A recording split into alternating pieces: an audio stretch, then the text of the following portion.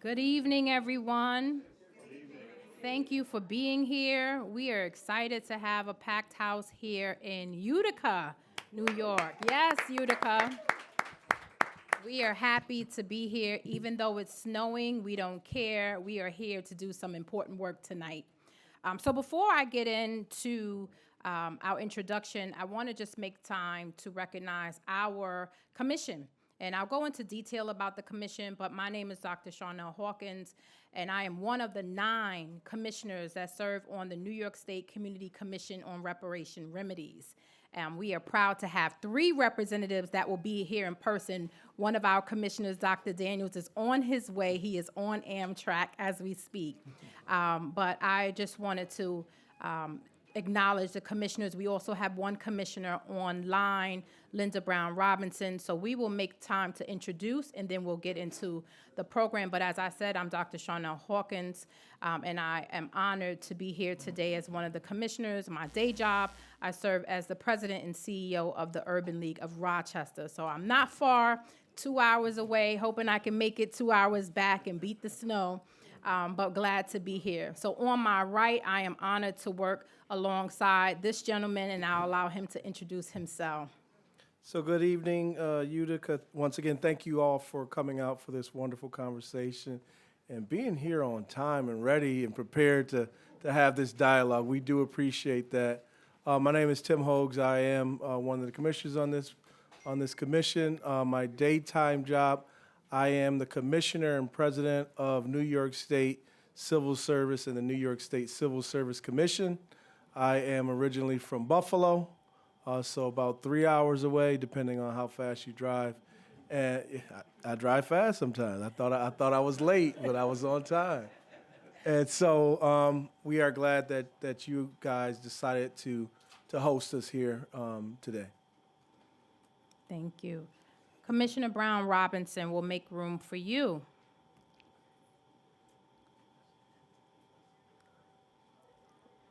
We can't hear her. I can hear her slightly. And the room can't hear her. Yeah, the room can't hear her, just for the audio folks. Hold on, Commissioner Brown Robinson. We want to make sure that we hear you. We can see you, but we can't hear you. We can see. I can see you. They can't see her either. Okay. All right, are we working on the audio? All right, we're going to move on, Commissioner, and then we'll come back to you, and we'll get started. And so I want to open this gathering acknowledging that we are on the ancestral homelands of the Oneida Nation, one of the original members of the Haudenosaunee Confederacy. The Oneida people stewarded these lands, and we want to honor their history and their sovereignty and their continued cultural, political, and spiritual contributions to Central New York.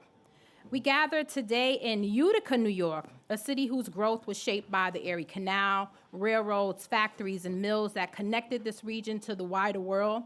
We acknowledge that the economic foundations of Utica and the Mohawk Valley are inseparable from unpaid and underpaid labor of Black people, from enslaved Africans whose forced work made cotton and other commodities available to New York industries, to generations of Black workers whose labor has too often been exploited, excluded, and erased. We remember that while the Erie Canal and its canal towns became pathways towards freedom and sites of abolitionist organizing, including here in Utica, they were also deeply entangled into the economy built on slavery. Factories along the canal prospered from cotton produced almost entirely from enslaved people, even as Black freedom seekers traveled the same waterway and settled in the communities along the banks. We remember those lives and the futures that were stolen from slavery, racial terror, and state-sanctioned discrimination. We also remember the Black leaders and community members in Utica who resisted, the abolitionists who gathered, the families who challenged housing discrimination right here and segregation right here in Utica, and those workers who organized fair employment in the face of persistent exclusion. So tonight's hearing focuses on the war on drugs, racially discriminatory criminal justice policies and practices, and this theme resonates profoundly here in Utica, where decades of punitive drug policies have disproportionately impacted Black residents and other marginalized communities. These policies contributed to over-policing, unequal sentences, family separation, economic exclusion, and generational instability. The war on drugs did not produce stability. It produced deep racial disparities that continue to affect neighborhoods right here in Utica. But yet, Utica is placed with extraordinary strength, and that's demonstrated here by your presence. So we thank you once again for being here tonight. We thank all the advocates, the faith leaders, the educators, the reentry organizations, and grassroots community builders that work tirelessly to support returning citizens, expand treatment and recovery options, and join us in this fight for justice. So we are holding this hearing today. We are grateful to be here at the Carol L. Crooms Becker Center, a vital institution dedicated to education, culture, and community advancement. And we are here on their grounds, and we're happy to work alongside them in this work. We are grateful to the local leadership, Brother Courtney Muhammad and Mrs. Muhammad, for their support and leadership. So let's talk about why we're here. We're here to gather, to bear witness, and to tell truth. We hope to hear your testimonies and your experiences and your insight. Your insight is going to help the commission with its recommendations to the legislatures, and to the governor on how New York State can repair the harms of discriminatory criminal justice practices. And so we look forward to hearing that tonight. So we want to thank you for being here. We want to thank you for your presence. And before I get started and introduce any elected officials, I want to make sure that we can introduce our fellow commissioner, Linda Brown Robinson. Is the mic working for her now?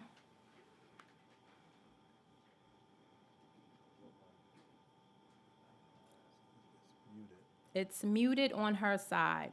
No, this is just me. All right. So hopefully we can get that resolved, because we are so grateful to have her here. At this time, I would like to invite elected officials to share their remarks. Are there any elected officials that are here tonight? Oh, we are happy to have Stephen Taylor.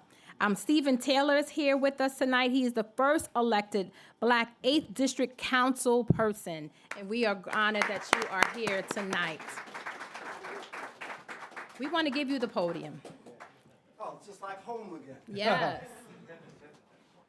Truly, I want to thank God for my presence here today, and that I was yet able to stand before you and testify to his righteousness and the thing that he has made so much possible in my life.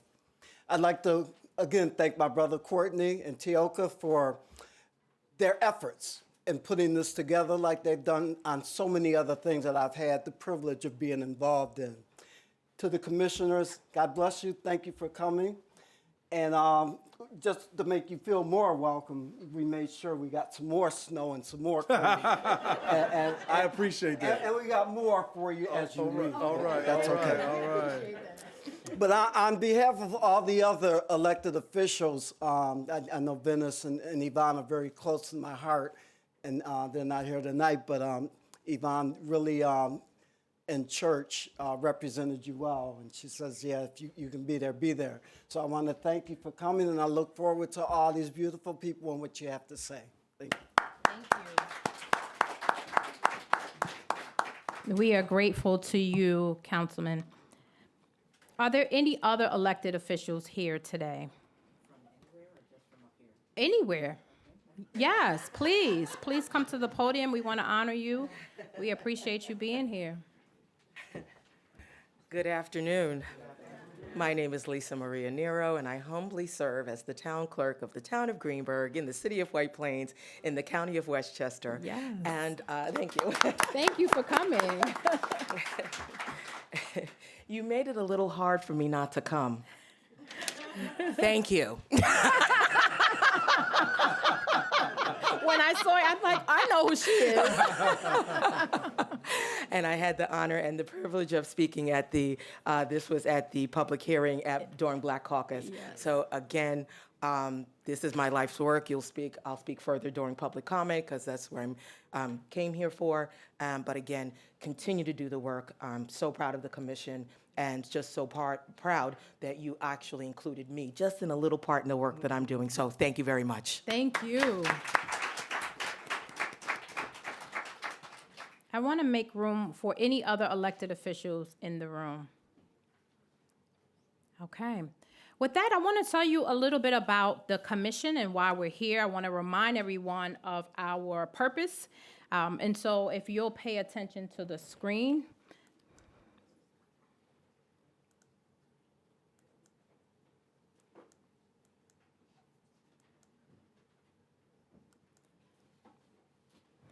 So please bear with me because I'm trying to navigate looking at them. Usually there's a monitor in front of us, but we want to remind folks that despite what we assume, slavery was deeply entrenched in New York State. In 1626, the Dutch first brought enslaved Africans to the Lenape, Delaware territory, also known as Manhattan. By early 18th century, New York State had become the largest enslaving colony in the North, with 40% of white households enslaving Black relatives. Do people know that, how deeply entrenched New York State was in slavery? I'm glad that we all know our history. It's interesting because we're learning so much through this process, and we just thank those that come, and we'll talk about our speakers today that come and share and educate us all, and so thank you.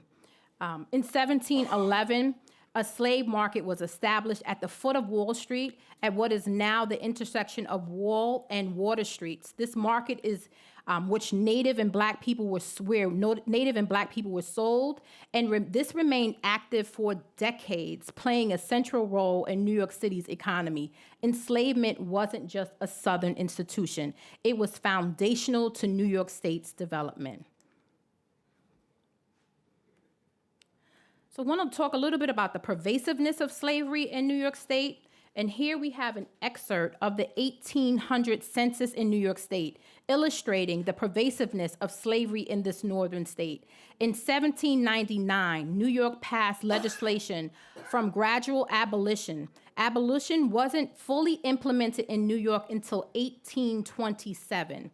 The census document shows that how New York counted enslaved persons under the 3/5 clause of the Constitution, which enhanced Southern political power, and is one example of the North's continued complicity in the institution of slavery. So here is emancipation. This slide talks about, it demonstrates 1863, the Thomas Nast illustration of Harper's Weekly, depicting the horrors of slavery, contrasted with the aspirational visions of freedom, including payment for work, which helped to build the reality of post-emancipation in the U.S. I want to remind you all of H.R. 40 at the federal level, which would establish a national commission to study and develop reparation proposals for African Americans, which was first introduced in 1989 by Representative John Conyers Jr. and has been reintroduced into Congress every year since without passage. For those that don't know, California became the first state to establish a reparations task force in 2020, with their final report issued in the California Legislative on the 29th of June. At this time, this is a map from 2024, and we have some updating to do. But there are 11 states and 22 localities across the United States that are working towards reparations. I just had the honor of coming back from Evanston and attended the first repair symposium and had an opportunity to see 126 individuals awarded certificates demonstrating their reparations. So Evanston is leading the way for us, and we want to acknowledge the work being done there. So here we have how we established the New York State Community Commission on Reparations Remedies, which was established into legislation and signed by Governor Hochul in December of 2023. The bill was sponsored by Assembly Member Szilagyi and Senator Sanders, who will be with us today online. And the commission is tasked with several things. We're tasked with examining the legacy of slavery, subsequent discrimination, and the continuing impacts in the developing, and we're required to develop recommendations for the appropriate remedies. To be clear, the commission does not enact reparative policies. That is not what we're doing. We are providing recommendations to the governor and the legislative body. And how we'll do that is with you today. We look for your testimony. We look to hear your stories and experiences. And so hopefully what we get from you will inform the process. I want to highlight the bill. If you would like to learn more about the bill, you can go to our website at ny.gov/reparations. You can see past hearings, you can read the bill, and you can learn more about the work. If you're here tonight, obviously you're all here tonight, but being here tonight, if you want to share this information with your friends, your colleagues, or even your family members, certainly we want to make sure that they have an opportunity to share their testimony. You just don't have to be here tonight. You can go to the website again at ny.gov/reparations, and you can email your testimony or you can call in your testimony. There is no end time to the call. So if you were to dial 518-473-3997, you can leave your public testimony and it will be entered into the record. So I want to acknowledge the commission. I'll share the core mandates here. So we are to research the economic, the social, and political impact of slavery. I talked about the New York's role, determine who's eligible for reparations, the community impact. We're going to hold public hearings. We've been continuing. This is the 17th public hearing. And so we're really proud of the work that we've been doing for the last year. We'll develop this comprehensive report to the governor and legislative body, recommend policies, and then coordinate with our state and local officials. You also have a role in this. When the commission, I'll give you a little bit about the timeline. The commissioners will submit the report to the governor. It is due in January 2027, I should say. We plan to submit the report in December of 2026. And we will spend the time from January through March of 27 educating the community on the recommendations, gaining your feedback, and hoping that you will champion those recommendations with your elected officials, because it's going to be up to you to make sure that those recommendations are actualized. And so this is why these public hearings are so important, because we are the New York State Community Commission on Reparations Remedies, and the community's voice is critical to this process. I want to acknowledge all of our commissioners that are here, or part of the commission. I shouldn't say that they're here, but our commissioners are Linda Brown Robinson, Laree Daniel Favors, Dr. Ron Daniels, who will be with us shortly, Dr. Derek Hamilton. To my right, I have Timothy Hogues, myself, Jennifer Jones-Austin, Deborah D. Jenkins, and Linda Tarrant Reed.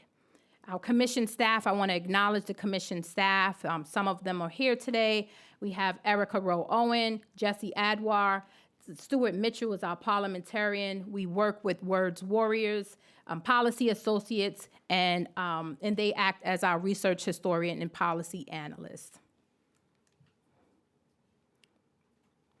We also have an executive committee that leads the work for the commission, and I serve as the chair, as I've already mentioned. We have our vice chair, Deborah Jenkins, our secretary, Linda Tarrant Reed, and our treasurer, Jennifer Jones-Austin.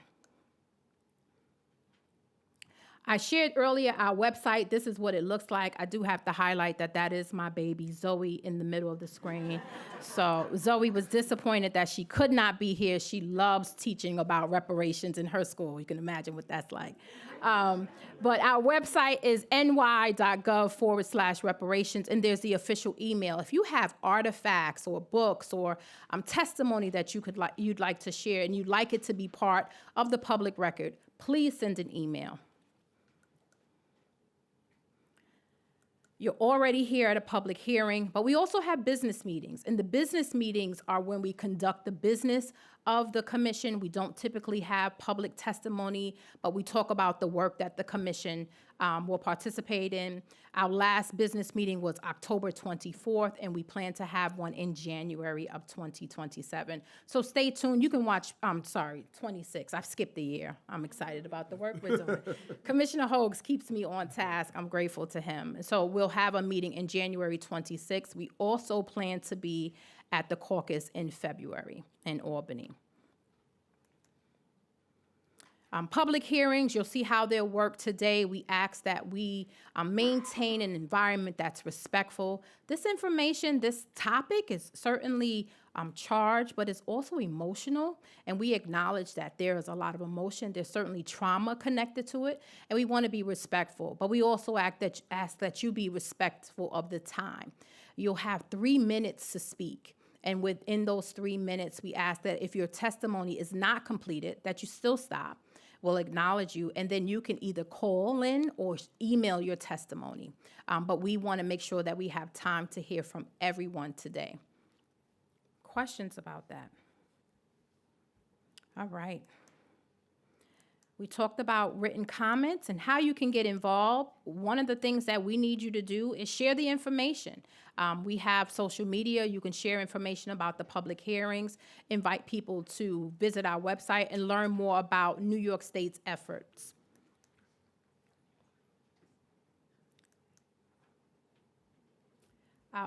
Typically, we list here where we're hiring at this time. We're almost at this place where we've hired all of our staff. We're getting closer. And so right now, there are no current vacancies. But stay tuned to our website when we have others.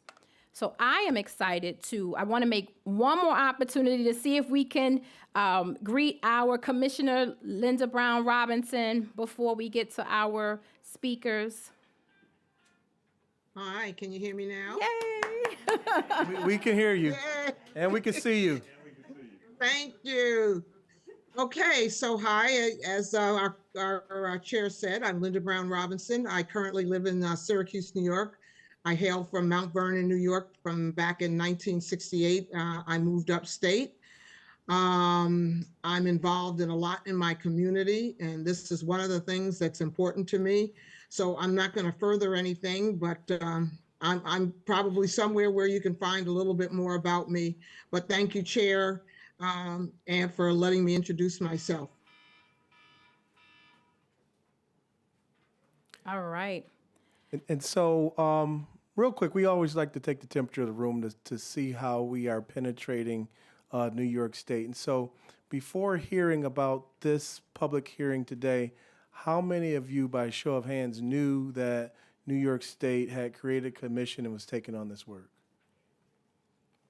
Okay. That feels good. How many of you have attended a public hearing or a business meeting or watched online? Thank you. Okay, well, we thank you and we appreciate you. And so of those that knew about it, let me see your hands again. How many of you told someone, keep them up, This feels like please. How many of you that have your hands up told someone else about the commission and the work that we do? So if you have, leave your hands up. Okay. Thank you. All right. So that's the part we really need your assistance in.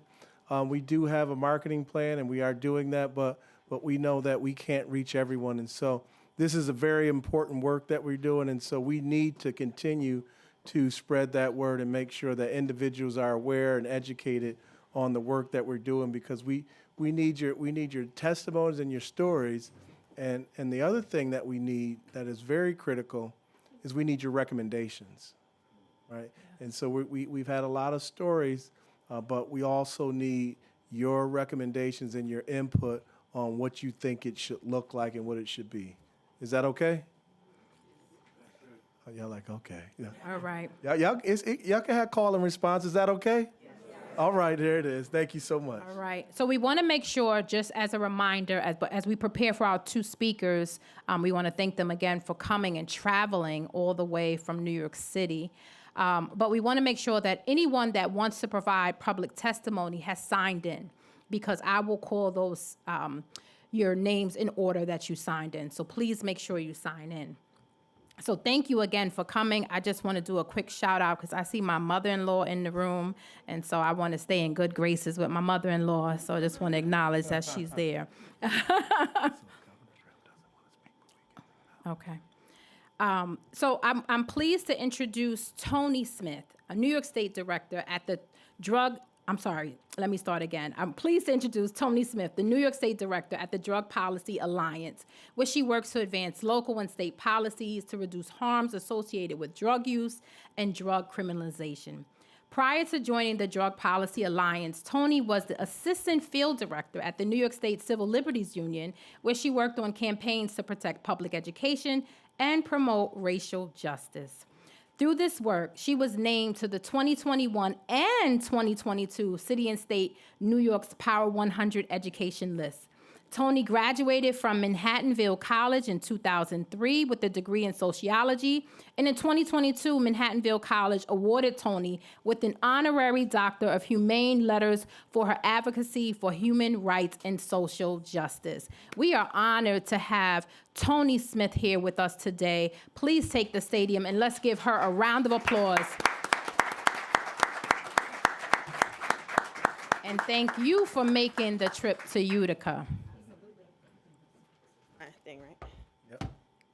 I don't usually go by Mr., but today I'll be Mr. Did you say Mr.? Did I say mister? You could call me no something. Oh, I was going to say, I didn't say mister. Whatever you can use whatever you want. We apologize on behalf of the folks that made the PowerPoint. We know that you are Miss Tony. We all need to be ready for first. You know, this is a Yes. first for me. I'm gonna embrace it. All right. And here we go. I'm gonna put this down. Good evening. Thank you so much. Thank you for having me here. Thank you to this community. Thank you to the center. Thank you to the commissioners for inviting me here and also for today's topic. How many of you are excited to hear about the war on drugs today? Hello? All right. It is my pleasure, though, to have the opportunity to contribute to the work to make reparations real and meaningful in New York, for New York, by New York, right? Today, I'm speaking on behalf of the Drug Policy Alliance. And with profound respect for the many years of work my colleagues, my movement partners, my fellow brothers and sisters have done to lay their foundation for the work that I'm able to do today to uproot the war on drugs from our communities, and also for the rich knowledge base that made my presentation possible. Some, or maybe all, of this presentation will be familiar to you. And if it is, I hope that experiencing it again today offers new or renewed thoughts, insights, and opportunities for you and all of us. The Drug Policy Alliance addresses the harms of drug use and drug criminalization through policy solutions, organizing, and public education. We advocate, make sure you can hear me, we advocate for a holistic approach to drugs that prioritizes health, social supports, and community well-being. We oppose punitive approaches that destabilize people, block access to care, and drain our communities of resources. We believe that the regulation of drugs should be grounded in evidence, health, equity, and human rights. What is the war on drugs? The war on drugs is a war on people, and it has impacted nearly every aspect of our lives. Rather than invest in communities, public officials invest in surveillance, policing, and punishment tactics that disproportionately target and impact Black and brown New Yorkers. These tactics have fueled mass incarceration. However, punishment is not limited to the criminal legal system. There are serious consequences in every facet of civil life. This means that punishment is the default reaction to drug use, wherever it shows up, impacting our lives in profound and often unacknowledged or unrecognized ways. We'll stay here for a second. As far back as my family can trace, my African roots spent multiple generations enslaved in or around Georgia, and with millions of others journeyed to the north during the Great Migration. My family settled in Cleveland, worked at the steel mill, found new opportunities in Minneapolis, and then found their way to New York City in 1967. Like my family, New York's history of the war on drugs has its roots in the South. In 1914, the New York Times published an article manufacturing fears about violent, cocaine-crazed Black people menacing the South. This article goes on to say that drug taking had become a, quote, race menace in the South, and that Southern states like Georgia, North Carolina, Tennessee, and Mississippi had many more times, quote, insane drug takers than did New York State. That same year, Congress passed the Harrison Narcotic Tax Act, the first piece of federal legislation enacting a prohibition on drugs. The Harrison Act effectively outlawed opiates and cocaine. Experts testified that most of the attacks upon white women of the South were the direct result of the cocaine-crazed brains of Black people. Similar rhetoric was used by Harry Anslinger, the head of the Federal Bureau of Narcotics, to outlaw cannabis in 1937. Anslinger claimed that the majority of cannabis users were Black and brown, and that using cannabis induced violent behaviors and would also cause white women to seek sex with Black men.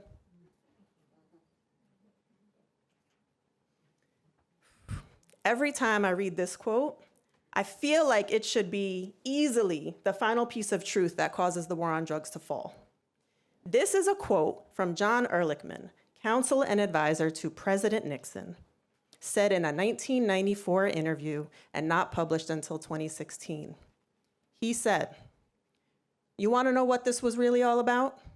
The Nixon White House had two enemies, the anti-war left and Black people. We knew we couldn't make it illegal to be either against the war or Black people. But by getting the public to associate the hippies with marijuana and the Blacks with heroin, and then criminalizing them both heavily, we could disrupt those communities. We could arrest their leaders, raid their homes, break up their meetings, and vilify them night after night on the evening news. Did we know we were lying about the drugs? Of course we did."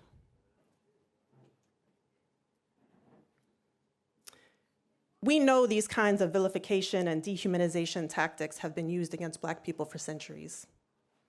Retooling them into the war on drugs began to be formalized through, I'll go back here for a second, through Nixon's 1970 signing of the Controlled Substances Act, which classifies drugs into levels of benefits and potentials for harm, and is used to inform law enforcement strategies and severity of criminalization. This classification ended up relying on fear and stigma rather than science. And in Nixon's 1971 War on Drugs speech, he declared drug abuse America's public enemy #1 and committed to providing however much money it took to wage the war. Just 2 years later, New York enters the conversation and passed the infamous mandatory minimum sentences, the Rockefeller drug laws, perhaps the part of the drug war on which there is the most scholarship. These laws became widely seen as a template for states across the country. So here are 3 headlines on the Rockefeller drug laws. One is from 1973, the year of their enactment. Rocky asks for life for pushers. One headline from 1998, which was the height of mass incarceration under these laws, also when I found my young activist voice on the streets of New York City and Albany. And that headline says, "Critics say Rockefeller drug laws pack the prisons, force plea deals, and hit small timers the hardest." And the final headline is from 2013, 4 years after the final wave of reforms repealing those laws. And it says, "The drug laws that changed how we punish." By the 1980s, political pressure and media focus surrounding crack cocaine triggered a wave of federal and state drug laws. The Federal Anti-Drug Abuse Act of 1986 enacted the 100-to-1 sentencing disparity between crack and powder cocaine. Although the drugs are nearly identical, the disparity was created because the perceived users of crack cocaine were Black people. Though it was reduced in 2010, the disparity is still 18-to-1. These laws rapidly accelerated the growth of the US prison population. In New York, this amounted to 200,000 people incarcerated under the Rockefeller drug laws, nearly half of them Black. It amounts to roughly 4.5 million drug arrests in the past 50 years. 40% of them endured by Black people. And today, it looks like Black people still carrying the weight of targeted enforcement, accounting for nearly half of all drug felony arrests, despite being roughly 18% of the state population, and despite rates of drug use being similar between racial and ethnic groups.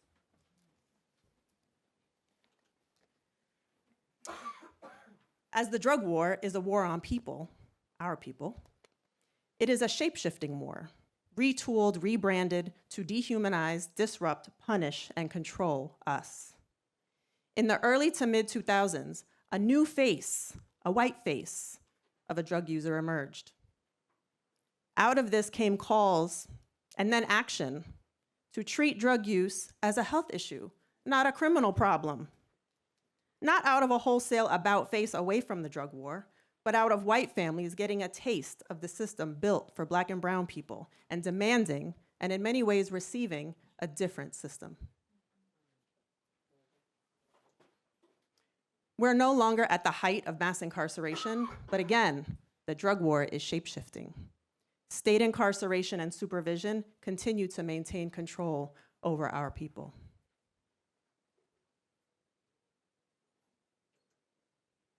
Our substance use system, our substance use treatment system in the US is tightly linked with the criminal legal system. The criminal legal system is the largest referral source for substance use disorder in the United States and in New York. This slide here is from the New York State Office of Addiction Services and Supports. Legally mandated treatment is a common component of probation, parole, and diversion programs. This means constant monitoring, tracking, drug tests, and punitive consequences, including incarceration, for not meeting the legal mandates of the treatment program, which usually include abstinence from drugs. This punishment and control rooted in the drug war extends beyond the carceral system.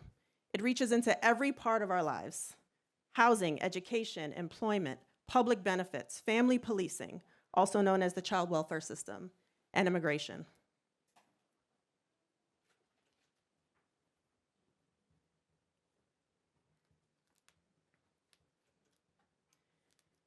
Drug war consequences can occur with or without a criminal conviction.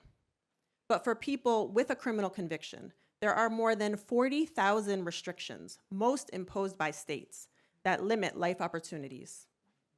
These aren't specific to drug convictions, but the drug war has vastly expanded the number of people who are now subject to these restrictions.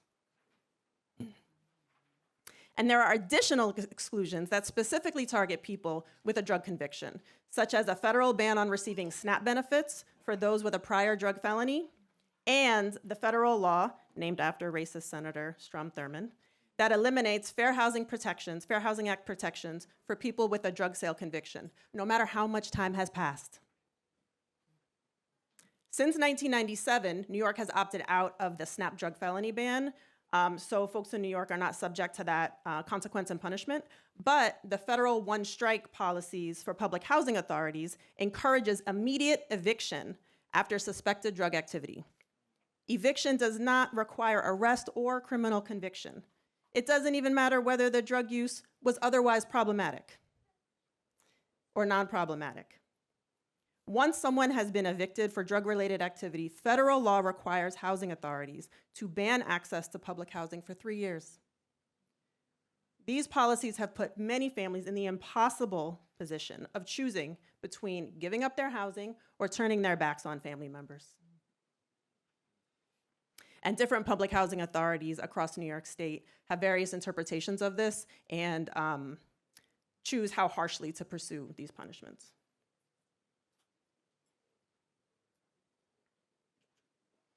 There are two significant harms Black New Yorkers are experiencing due to today's drug war that I want to highlight. The first is the separation of Black mothers from their babies.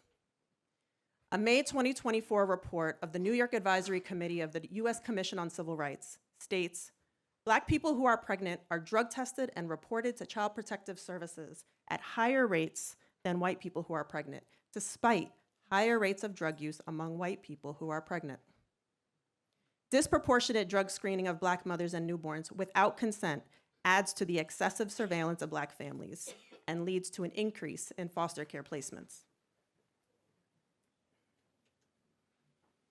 Starting in 1973 with the passage of the Child Abuse Prevention and Treatment Act, and continuing with the escalation of the drug war in the 1980s, real and perceived drug use has been used as an excuse to remove children, primarily Black and brown children, from their homes and from their communities. Our system treats any drug use as a predictor of child abuse and neglect, even though research shows that poverty is one of the highest, right? One of the largest predictors of adverse childhood experiences and outcomes. For newborns who have been exposed to drugs, by the way, there are known practices like breastfeeding and skin-to-skin contact that support and improve health and keep parents together with their newborns. Intervention by the family policing system can lead to adverse education, employment, and mental and behavioral health outcomes among children. In New York, investigations and newborn removals target Black mothers the most, despite similar or lower rates of drug use. Nationally and in New York State, newborns and infants comprise by far the largest share of children removed from their families and into the foster care system. There are much lower odds of a parent reunifying when their newborn or infant is taken as compared with older children. And the harms of these separations have generational impacts, as we know. The second harm is the overdose crisis killing our men. This article is from less than a year ago, and it opens like this. Young Black men in cities across America died of drug overdoses at high rates in the 1980s and 1990s. During the recent fentanyl crisis, older Black men in many cities have been dying at unusually high rates. They're all from the same generation. And this is the trend that's happening in New York right now. As the street drug supply has shifted from plant-based to synthetic, it has become more potent, more unpredictable, and as a result, more deadly. The iron law of prohibition shown here says, the harder the enforcement, the harder the drugs.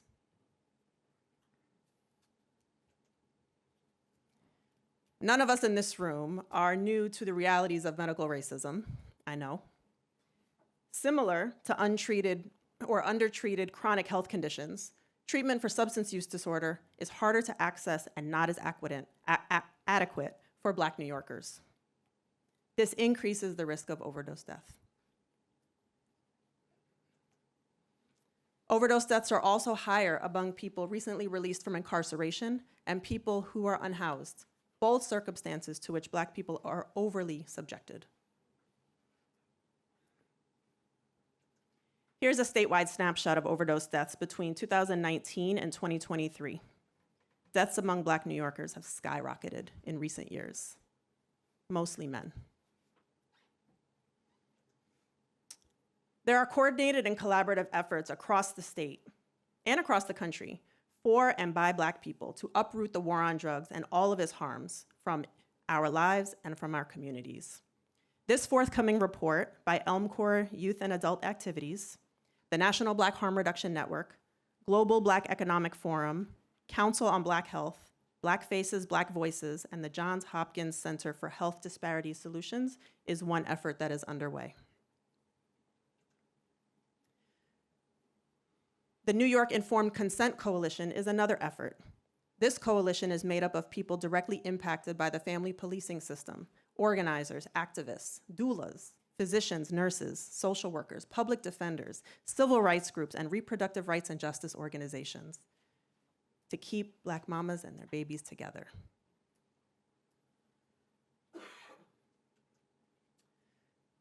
Remedies. Conversations about the war on drugs a tiny bit outside of the scope of conversations about reparations often. But reparations remedies must include uprooting the drug war. Some examples of how we can approach this are public hearings, apologies, anti-stigma and public education campaigns, targeted guaranteed income programs, direct cash payments, community reinvestment programs, erasing criminal convictions, restoring civil rights, providing housing and education, establishing healing centers, and providing legal support to lift or mitigate the harms of the drug war. And finally, eliminating criminal penalties for drug possession and creating a regulated alternative to the current underground drug supply so people know what they're putting in their bodies and they're not criminalized for it. And eliminating mandated reporting for drug use alone. Commissioners, as you collect personal stories, structural harms, and all of the other information, the harms of the war on drugs is one of many considerations that you have to weigh, and we all have to weigh. And the Drug Policy Alliance welcomes the opportunity to be in conversation about how this fits in with New York's reparations and reparative framework and remedies. The consideration I most want to offer you today, and everyone in the room, is that for New York reparations to be fully realized, however it gets structured, we will have to ensure that the drug war is not retooled to diminish or extract from the material, structural, personal value, and impact of reparations. Thank you.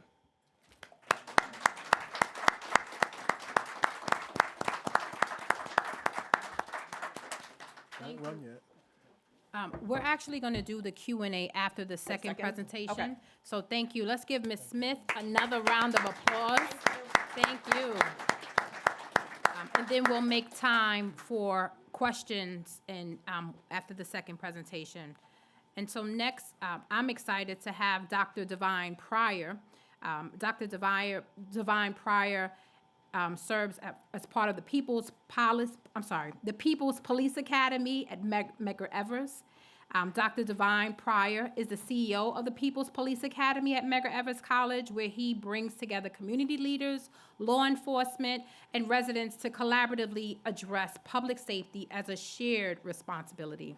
As a social scientist and formerly incarcerated advocate, he co-founded the Center for New Leadership on Urban Solutions and has served on the National Reentry Policy Council and as the co-chair of New York State's Anti-Gang Violence Reduction Commission. We are honored that Dr. Divine Pryor also took the trip from New York City and traveled all the way to Utica, New York, and we are excited to hear his presentation. Please welcome to the stage Dr. Pryor.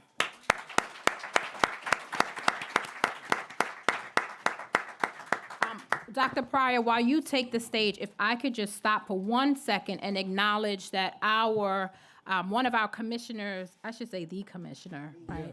The commissioner. We want to honor him.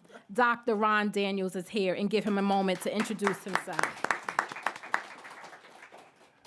Well, just want to say hello, and it's like they say with the post office, neither rain, sleet, or snow will keep me from my appointed course, so I'm delighted to be here. That's all I want to say for now. Thank you. Dr. Pryor, thank you for being here. The floor is yours. Thank you for inviting me. First, let me acknowledge all of the commissioners, many of whom I know, some of them I don't know, but I think that you guys are doing an exceptional job. I've been monitoring your progress. This is a subject that I hold near and dear. I want to acknowledge everyone in the audience who saw it fit to come out this evening and spend this time on an occasion that's not so happy an occasion, but it's one that is necessary. You know, our bodies are so extraordinary that when we experience pain, what it's telling us is that something's wrong, right? In a very ingenious way, it gives you warning signs. Now, unfortunately, sometimes we don't acknowledge that. We ignore it. We don't go to the hospital. We go to the emergency room. That's a whole nother topic. And, you know, I have a theory that I've been working on. I think that we've been oppressed for so long and so harshly that our threshold for pain is so high that we don't even know we're in trouble until right before the lights go out. So tonight, I want to spend a few moments to talk to you about this issue of reparations the drug war, and I want to give you a historical backdrop because I want to talk about it from a criminal justice perspective. Let me first thank my colleague Tony for giving such an exceptional presentation. She gave you PowerPoints that had a lot of information. My PowerPoints have no information, have one sentence on them. In fact, I don't even have my laptop, so when I say next slide, I'm hoping that somebody hits a button and we get to the next slide. You tell me when. Laughter is like unto medicine. We have to do it more often, you know. And it's intentional because I know that the subject matter that I'm about to address is not the most comfortable, but it's necessary. Let's start off with the first slide. So I want to talk about the foundations of slavery and the prison industrial complex in New York. And I put up there Dutch West Indian Company. Not that it was the only company that was involved in the whole process of enslavement, but it's one that we're familiar. We've probably heard about that company a lot. And what that says to you is that the slave triangle, it wasn't a slave trade, which let's use accurate language. When you trade something, that means two people exchanged something of equal value and both of them walked away feeling that they got what it is they wanted. That's not what happened in this situation. There was no trading going on. People were taken. People were tricked. They were manipulated. They were sold into slavery on the other end. And then when they left Africa, they were dropped on different continents. So depending on where you were dropped, you were either Haitian, you were either Jamaican, but we all came from the same common source. And we were a part of a very vindictive system because people have this nostalgic view that people just rolled up with a ship and started loading, African folks on the ship. That's not how it happened. There were trading posts that were set up there. They're along the coastal line, and they were there so they could learn your strengths, but particularly your weaknesses. So when it was time to attack, to draw you in, they had already understood culturally how to do so.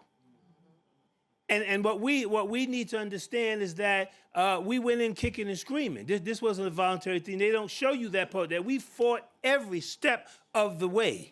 And that's the reason why folks were thrown overboard, and that's the reason why people were mutilated on the trip. And we're going to get there because I only want to spend 3 minutes on each slide. The foundations of slavery and the prison industrial complex happened at the very beginning. What's happening now in the prison system was manifested back then. They were putting what's called the infrastructure in place. How the law was weaponized against the 13th Amendment. So I have to just read it right quick. I brought my glasses, if y'all don't mind. I want to make sure we get it. 13th Amendment, neither slavery nor involuntary servitude, except, and I want y'all to hold on to that except as a punishment for crime whereof the party shall have been duly convicted, shall exist within the United States or any place subject to their jurisdiction. Neither slavery or voluntary servitude, except. So what it says is that slavery is abolished, except. I want you to hold that for a minute. Except, in other words, the except. We are that except. Here's how it worked. When the 13th Amendment was finally released, when folks who were enslaved got word that they were being set free, many of them, not all of them, but many of them decided that they would pack up and they would leave the plantation and go look for loved ones, brothers, sisters, husbands, wives. That's what they would do. But in doing so, they would have to step off of the plantation. Well, just pause for a second. Before they got the word, there's been some changes in the law or some new laws added. There were slave laws for sure, but now these were black codes, the same kind of law but more enhanced. The law that said that as soon as you stepped off the plantation, that you did not have a place of residence and you were unemployed, you were arrested. It was against the law for a slave to not have a job and be unemployed. And since you were free and you got word we're free, they said, sure, you're free and you can vote. But before you can do so, you have to first pass this literacy test, and if you pass the test, you were arrested. Against the law for a slave to read. And they had the convict lease laws. Convict lease law said anyone who was convicted, except, you know that exception, anyone who fell in that category could be leased back to the plantation, sometime even before your bed got cold. This is on the books. It's still on the books to this day. The 13th Amendment is still an amendment. It's still on the books. Now, what does this have to do with the prison industrial complex? We're going to get there. Let's go to the next slide. We're going to get there. That's for y'all. That's not for me. The historic Utica rebellion, where prison conditions were so inhumane, so degrading, so deplorable that the men decided enough's enough. And they decided to get their voice heard that they were going to take over the prison. Now, I'm giving you, there's a whole lot more to it than that. In fact, the rebellion wasn't even supposed to happen that day. But because an incident happened in the yard where a correction officer decided that he was going to bust somebody upside the head, it kicked off a little sooner than it was supposed to. So it wasn't as well organized as it could have been. But nevertheless, it got sparked. We don't call it a riot, we call it a rebellion because these individuals were already planning this. This is not something that happened haphazardly. This wasn't accidentally. This wasn't coincidentally. They knew that they were going to make this move. It just happened a little sooner than they planned. And you might also know that Nelson Rockefeller, the governor at that time, bought into this whole lie that they were in there killing correction officers, which was not true. Did not happen. But they needed a reason, like they've always needed a reason. And so they decided that I want you to drop tear gas in the yard. There are civilians in the yard, correction officers in the yard, and incarcerated people in the yard.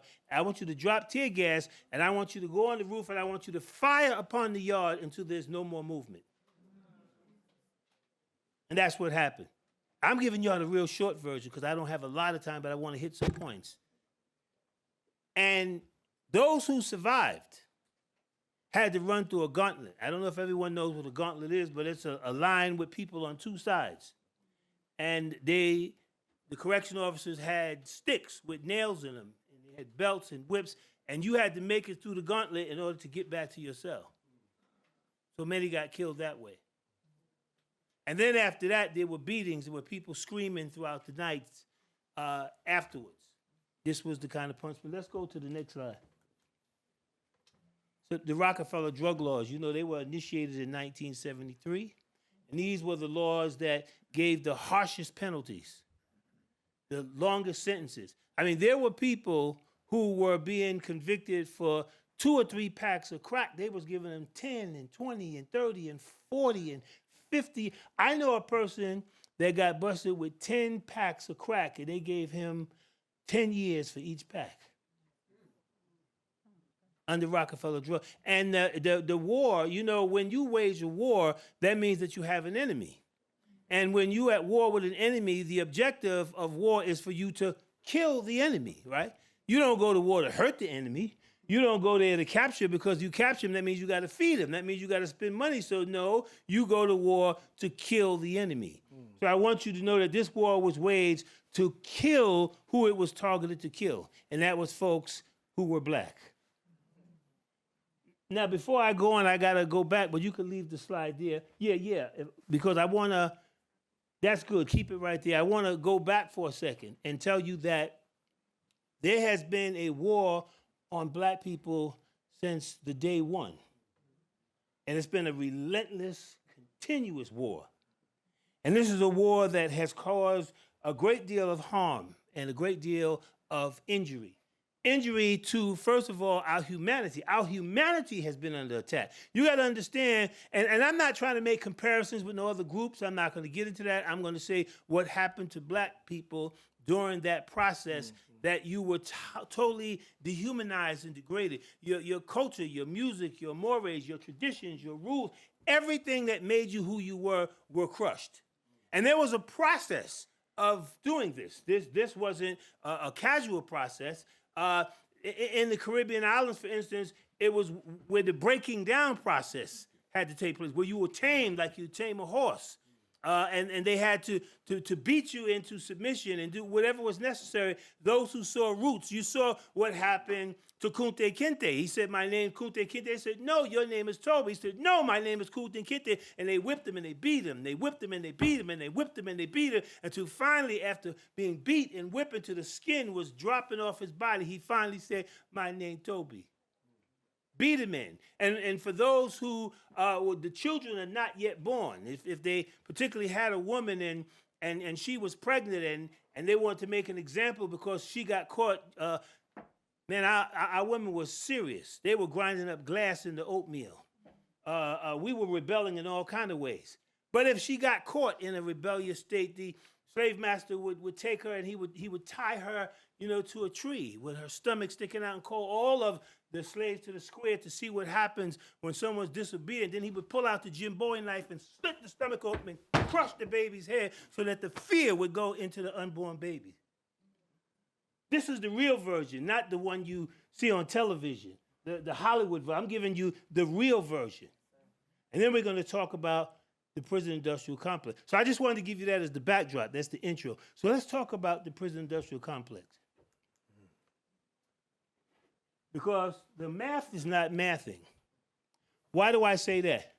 Because one would think if, in fact, it was black people that were committing the crimes and using the drugs and causing the chaos, then as you're locking them up, you should see a drastic reduction in crime, right? But if, in fact, you're arresting people and crime is still going up, you got to say, hold up now, something is not right here. If I'm arresting folks and the incarceration rate is going up, the violence and crime rate should be going down, should be an inverse reaction. But if you got incarceration going up and crime still going up, then something's wrong here. And what we should know is that the more people that you incarcerate in a society, in a community, the more likely it is that crime's going to be committed. Why is that? You got less fathers. You got less mothers. You got less social support. All the social control mechanisms begin to, and you have disorder. You don't have the guidelines to be reinforced. You don't have grandma to give you that look, grandpa to give you that look. You don't have the reinforcements there. You don't have the foundation, the rug's pulled from under you. And so this disorganization theory, and it first came out of Rutgers where they showed that the more people that you incarcerate, the more likely it is that crime and violence is going to go up, not down. And what we need to understand is that this is just a continuum of the chattel slave plantation. How do I know this? Well, first of all, I'm going to say you never want anyone to ever be arrested, even if they decide afterwards mistaken identity. Even if the prosecutor declines to prosecute, which they do from time to time. Even if the judge says, this is garbage, throw it out. And here's why. Because once someone is arrested and they put you through the system, they marked you. How do they mark you? Because when you're arrested in your process, they take your fingerprint and they take your mugshot and they send it to a central repository. In New York State, it's called the Division of Criminal Justice Services. And it creates what's called a cycle on a rap sheet. Rap sheet stands for Record of Arrest and Prosecution. Now, an hour after you were arrested, they let you go. They said, I'm sorry, you were the wrong person. But they've already fingerprinted you, so you've already been marked, which means now you are subject to all of the collateral consequences that are generally associated with a criminal record, although you technically don't have a criminal record, but realistically you do because your arrest has been documented on the same sheet as the conviction, on the rap sheet. The rap sheet has both convictions and arrests. And so once you are touched by the system, you automatically put your life on a different trajectory. Well, you know there have been millions of black men touched by the system, which means that your chances of success now have been extremely limited. Just because you've been touched by it. And I'm glossing it over. If this was a different situation, I would go far more in depth. But I think you get it. There has been a relentless attack in order to put us back in the system. Now, here's the key. When they do decide that you have been convicted of this crime and they want to sentence you to spend time in a correctional facility, they have to initiate what's called transfer of custody. A transfer of custody means you're being transferred from the judiciary to the State Department of Corrections. Once that happens, you become a ward of the state, or boom, better yet, state property.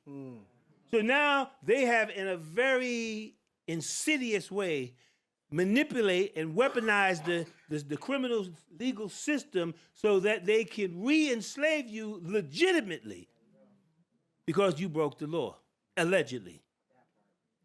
And let's go to the last slide. There is help coming. There's a non-traditional approach. And, you know, we're going to need everybody. We're going to need everybody in order for this to happen. The non-traditional approach is an approach that was created by some gentlemen after the 1971 Utica Rebellion. New York State decided that all of these men were troublemakers. Some of them were former Black Panther Party members. Some of them were SNCC members. Some of them, so they said, we're going to put them all in one prison. They put them all in Greenhaven Correctional Facility. And when them brothers got to Greenhaven, they got together and started talking, hey, ain't you from around the way? Where you from? Where you live at? You in the Bronx? Hold up. They started doing little stick things and found out that all of them came from 7 neighborhoods. And they did the study. It was called the 7 Neighborhood Study, we call it, but it's called the Non-Traditional Approach to Violence and Crime. And in that study, they showed that 75% of all the men that were in New York State prisons came from 7 neighborhoods in New York City. And that these 7 neighborhoods happen to be the same neighborhoods that have been under attack. They've been underfunded. They've been defunded. Highest rates of unemployment, substandard living conditions, poor quality health care. You know, all of the things that would naturally put someone at odds with the system. And what happens in that process is that if the conditions now don't support individuals' growth and development, that means that when individuals come out, and they do, they go back. The recidivism rate in New York State has moved between 60 and 70% for the last 5 decades. If you use the 60, 6 out of 10 individuals that come home go back within 3 years, and a third of them go back in the first year. If you use the 70%, 7 out of 10. Now, I don't know. But if you were a car manufacturer and you was the person in charge of the line, and 7 out of your 10 cars that came off your line were defective, how long you think you'd be working? Come on. Not very long. But it's acceptable that 7 out of 10 of us can come out and go back, come out and go back. See, we don't call it recidivism, we call it reinfection. Because the harm is in the fact that it's a known fact that there's a relationship between poverty and incarceration. There's a known fact between education and incarceration. We used to think it was urban myth. But if you think it's urban myth, go to Google and type in 4th grade reading scores in prison and see how much stuff comes up on there. This is real. The school to prison pipeline is real. But the Children's Defense Fund back in 2006 said it wasn't enough for them to just look at the school to prison pipeline. They went beyond that, and they released a report talking the cradle to prison pipeline, saying they're already predisposing that our kids and our kids' kids is going to be in the prison system because the conditions that we know are ripe to ensure their entry into the system are going to be maintained. I really wish that I had the time to really go in depth, but I'm sure you get it. I'm sure you get it. This has been a perpetual, relentless assault. And the harm and the injury is immeasurable. We can't even, I know that our commissioner is going to do an excellent job, and they're going to put together a package, and but it's not about money, but it is, right? At the end of the day, resources are going to have to be made possible to move any agenda we want to move anyway. But the repair, could you imagine 300 years, 320 years of slavery and another 120 years Jim Crow racism, where you were beaten, where you were flogged, where kids were separated, mothers from daughters and fathers from sons, communities were undermined, resources were ripped out, you were hanged, you were hung, and everything that that talked about who you are was negative. You know, when the stock market fell, it was Black Monday, right? It's all right for you to tell a little white lie, don't you tell a black lie, right? The good guy wears white, but the bad guy wears black, right? Angel food cake is white, but devil food cake is black. Everything that's about you is negative and distorted, and they use that to try to promote the idea that you are inferior and that you're less than and you're subhuman and therefore you're deserving of whatever treatment that you're afforded. I told you don't look at the PowerPoint because that was for y'all, not for me, because I can't do the PowerPoint. I start getting passionate. I got 2 more minutes. Right? We after we were so-called let free, the social workers never came. We still looking for the social workers. Where are the therapists? Because clearly you got to know we're traumatized. 300-something years of slavery, 120 years Jim Crow, and you ain't sent no. You don't think we need no kind of therapy? Now I tell you what. After all of that, I'm sure you're a little off. Excuse me if my behavior is a little peculiar. And I say, if you ain't crazy, you must be crazy.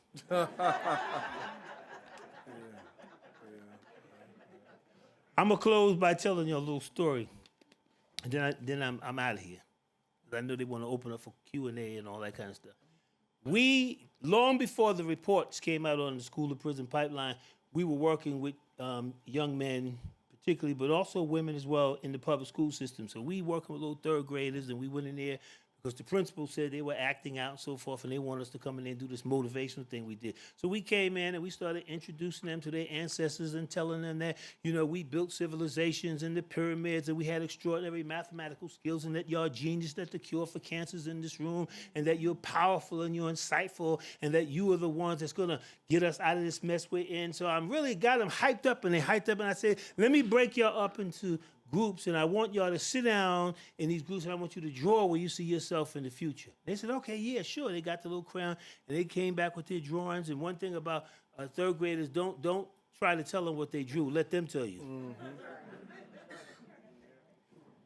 So I looked at this thing, but one picture was clear. I didn't have to ask them. Little kids in a classroom with broken desks and old books and so forth, with a tunnel with little stick figures walking from the school right into the prison. So I said, what is... So I immediately started apologizing because clearly I did a bad job at explaining to them what I want. So I'm saying, I'm so sorry, let me explain it again. And the little third grader said, Mr. We understood what you said. I said, well, I don't understand it. I'm the one that's got the misunderstanding because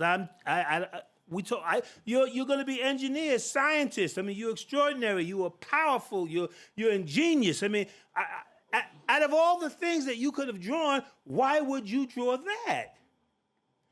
The little kid looked at me, had this strange look on his face, like I just dropped out of the sky from somewhere. And he looked at the little kid on his left and the little kid on his right, and he shrugged his shoulders. He said, "'Cause that's where we go, mister. Everybody knows that." So the harm has been so pervasive that they've now not only annihilated our present, but now they've started chipping away at our future. I mean, snatched the very hope out of the little third graders. He said to me, that's where we go. And everybody knows that. Where you been, mister? I wish I had more time, but I want to thank you all for giving me this opportunity. Appreciate you. Thank you, Dr. Pryor. Dr. Pryor, Ms. Smith, phenomenal presentations. We're going to take, we are just grateful for your presentations.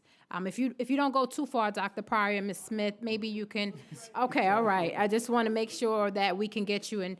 I know the room is a little smaller, but maybe we can bring you up closer. Maybe we can make room for Ms. Smith here, maybe make room for Dr. Pryor over here so that we can ask you questions. And typically, we reserve questions for the commissioners, but we'll make room for 1 or 2 questions from the audience members. But I want to make room for my colleagues to my left and right to ask questions first.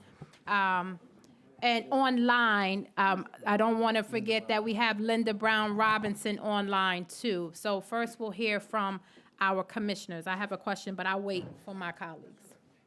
So, are there any questions in the audience for our two presenters?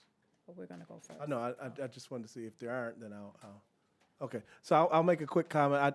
I don't have a question, but I do have a quick comment, and I do want to reiterate and say thank you. Each time we come to a public hearing, we are educated and we learn something new or see it from a different perspective. So I really do appreciate the work that you do. I appreciate the presentation. I really appreciate the passion. And this is critical. And so this, we are tasked with looking at still present harms that are happening. And so this prison system, this issue, this mass incarceration is really, really a critical piece to that. So thank you for your work, and I look forward to following up with both of you and seeing the work that you continue to do. Well, I too want to join in commending both of you, and neither of you are strangers to me, really. I don't know you personally, but I know of the Drug Policy Alliance. The Drug Policy Alliance, under the leadership of the brilliant Sister Frederique, and I know that you came to represent her well. And you did. I'm sure, because that's the way they roll at the Drug Policy Alliance. Because as sisters and brothers in the hood said, the war on drugs was a war on us. And very devastating. And of course, Dr. Pryor, very familiar with your work, and really appreciate that as well. I guess the one question I would ask both of you is, and I unfortunately was not able to hear your presentation, but I know it was great. You used the word harm and injury over and over again, and I'm wondering, is there a reason why you discussed the problems, the pain and the sufferings in those terms? And I don't know whether you both want to answer that or not, and a short answer would be, I'm wondering why you framed it in terms of harm and injury. I want to answer, but I'm going to defer to my sister first, and then when she's done, she's throwing it back to me. All right. Okay. We're getting you a mic right now. Yeah. I refer to harm and injury because there's been a lot of hurt. I mean, I could just talk about just the physical. We're trying to get a number on how many people were lost in the Middle Passage. Some people are using the 100 million number. I mean, how do you even quantify that? You know, I mean, what value do you place on a human life? More or less 100 million human lives. That's just coming across the Middle Passage. We're not even talking about the pain and suffering while individuals were in their various different geographic locations. How do you quantify that? But then how do you begin to think about the scarring of the psyche, the total decimation of your humanity, the ripping out of your souls? I mean, how do you think about the harm that has done, how that makes a person feel so inferior?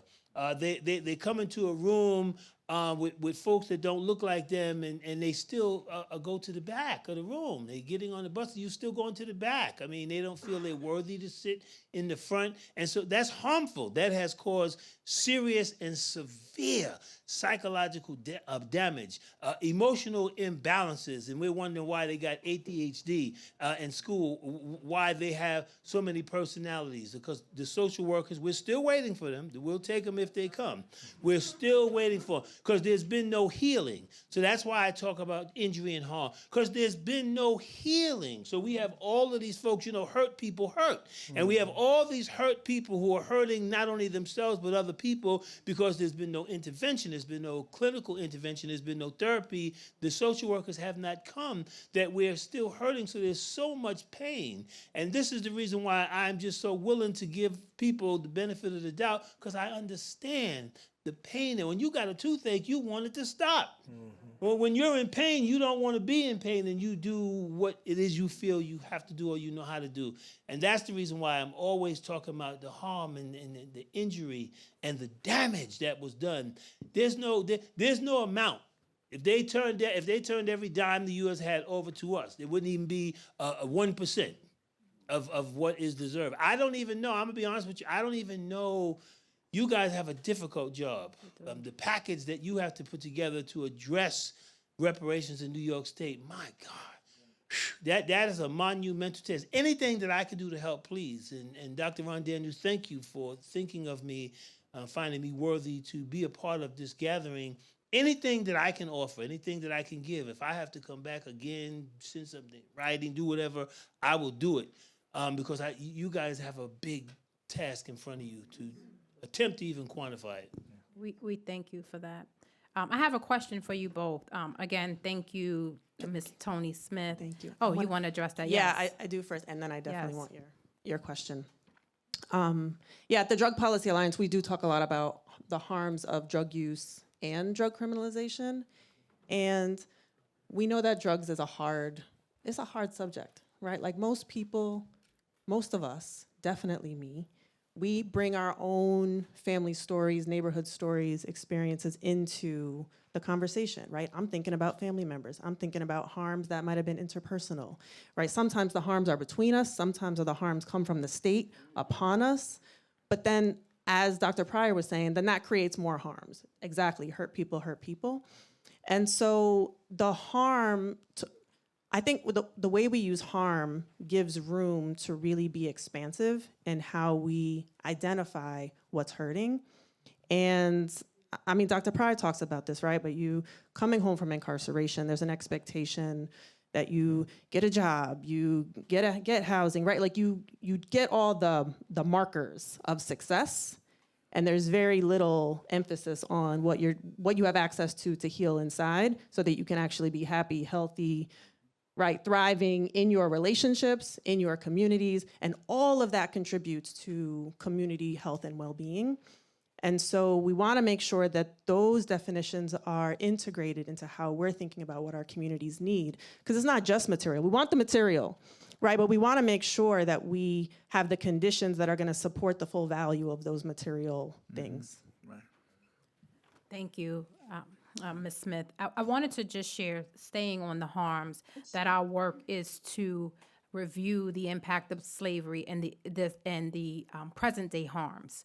And so you started to talk about a policy recommendation, but I wanted to hear from you just maybe quickly. The work that we have to do are to, for those that don't know or came in later, that we have to submit a report of recommendations to the governor and the legislative body on what that redress and recommendations should be. And so we're talking about the war on drugs. What's one recommendation that you have for the commission to submit with this report that we have to submit?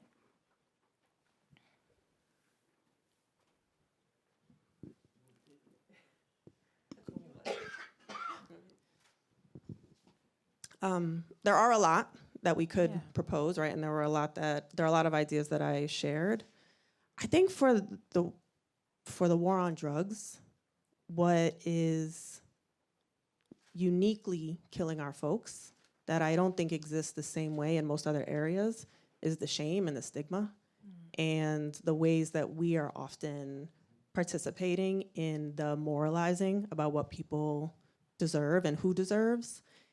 And so on this issue, a public redress, the acknowledgement of the harms, right? The release of the moralizing, the recognition that it was systematized and structural, and it still is really important, because as long as we don't address that, the drug war will keep being retooled over and over again in new ways that we don't identify immediately, because it's like, oh, we're not incarcerated anymore, but we're all under some other kind of supervision, and now we're failing at that. And now we, let's say you get material resources, but now because you have X, Y, and Z consequences, you now can't get a loan, or you have higher interest rates, or, right, like you are excluded from certain civic spaces. And so I think that the public recognition piece is really critical on this issue, I would say. Thank you. Dr. Pryor. Yeah, I have a couple of things. Just one, Dr. Pryor, please. I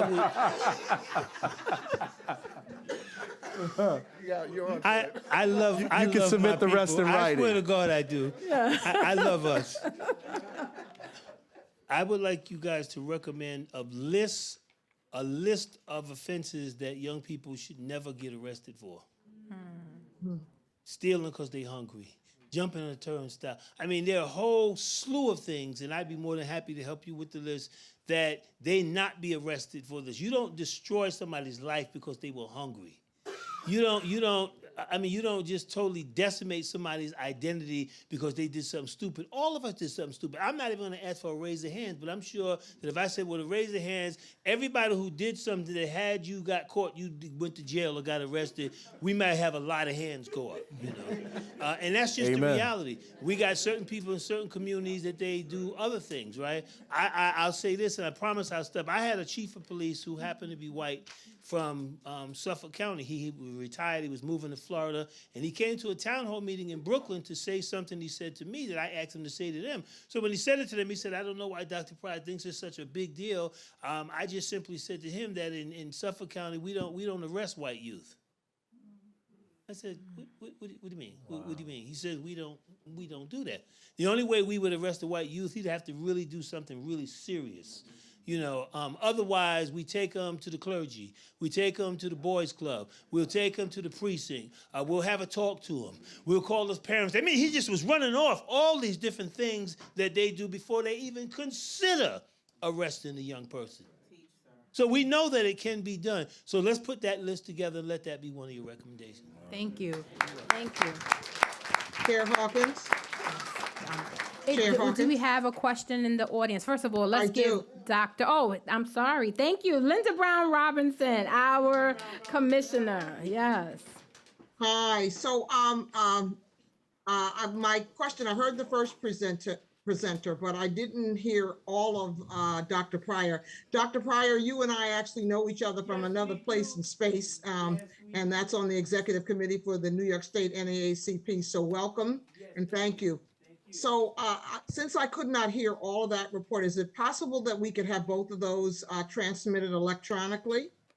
It will be on the Both website. the presenters? Yes. It will be on the website. So this presentation will be on our website. Okay. Yes. All right. Thank you. Thank you. Let's give Tony Smith a round of applause and Dr. Pryor, and thank them for being here today. I know we have one question, but I just want to thank them once again. We'll get 2 questions, and then what will happen is we'll take a break. 3 questions. Well, we're going to try. We're going to try because we want to make sure that we have time for public comment. That is most important to us. So if you could come to them all, you have the mic, state your name, and thank you for being here tonight. We are grateful that you came. Utica, give yourselves a round of applause. It is a packed house in here tonight. Good afternoon. I'm a little sniffly, so I'm gonna keep the mask on. Okay, we're going to get the Clorox for the Yes. mic too. All right.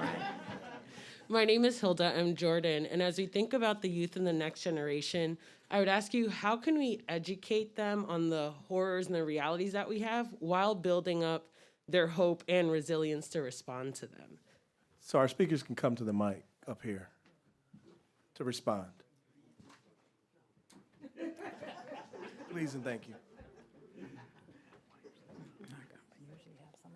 So young people speak a different language than we do, right? So the first thing you have to do is get around some young people and let them bring you up to date. And you know that their language changes every couple of weeks, and it changes based on geography. And listen, I couldn't even, when my kids were teenagers, I couldn't keep up with them. My son said to me, "Oh, Pop, you don't even know the texture of the material."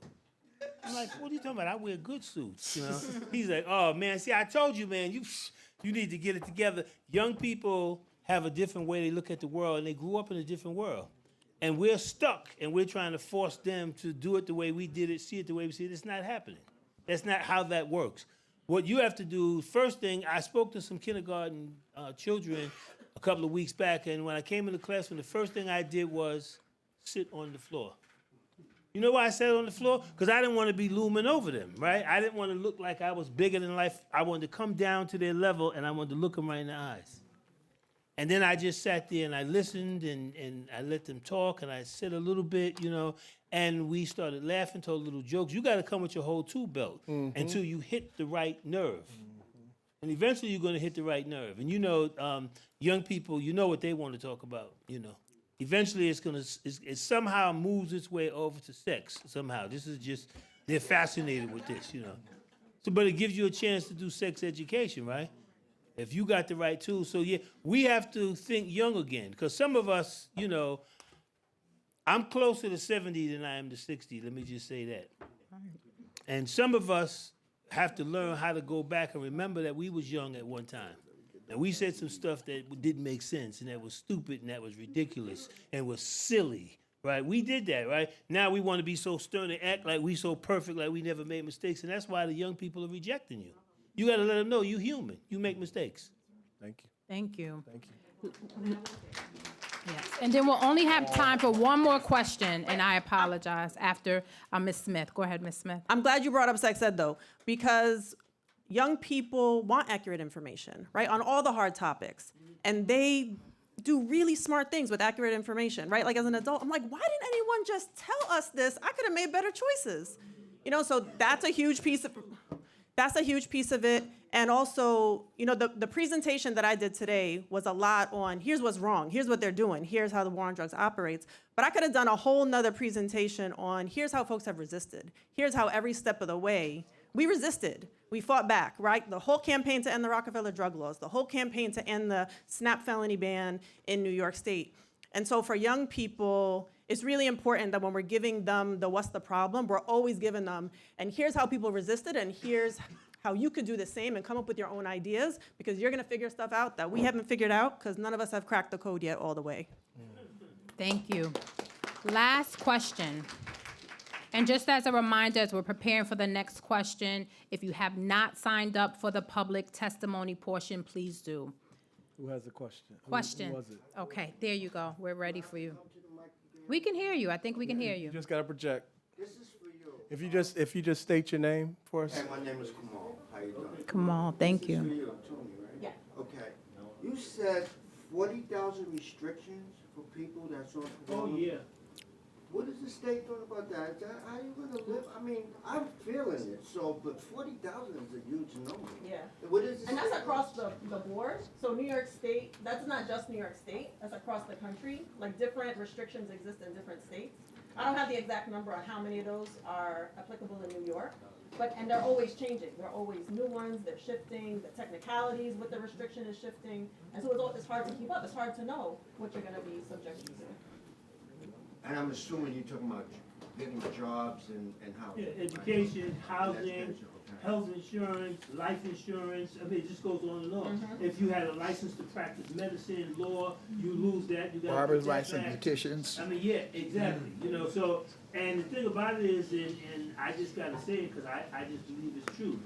The reason why it hasn't been addressed, it's not to the advantage of those who wanna maintain your oppression. I need to make sure, in fact, I don't even want you educating yourself, because you get educated, then you wanna stop killing each other. I don't want you to do that. I need you to continue to sell each other drugs, kill each other, continue to perpetuate this cycle, this very toxic environment, because I gotta make sure that your son gets his 25 years of life, my son can get his 20-year pension. I need to make sure that your child goes to the state pen while mine goes to Penn State. That's not to my advantage to eliminate those factors. All right. All right. Dr. Pryor, Ms. Smith, thank you. Let's give them another round of applause. I just hope that we've panned the audience for Utica, because we have a packed house here. I see my family, my sisters here. I'm grateful that so many people showed up tonight, and we're looking forward to this next portion. And so if we're gonna take a quick break, we're gonna take about a 5 to 8 minute break, and then we'll come back and have your part, which is the public testimony. So we will start with Senator Sanders, who is going to join us online. And remember, he's one of the co-chairs. He will be with us. And then we'll have our public testimony. So thank you again, Utica. Give yourselves a round of applause. And we will be back shortly. Now, how you close to the 70 to 60? That's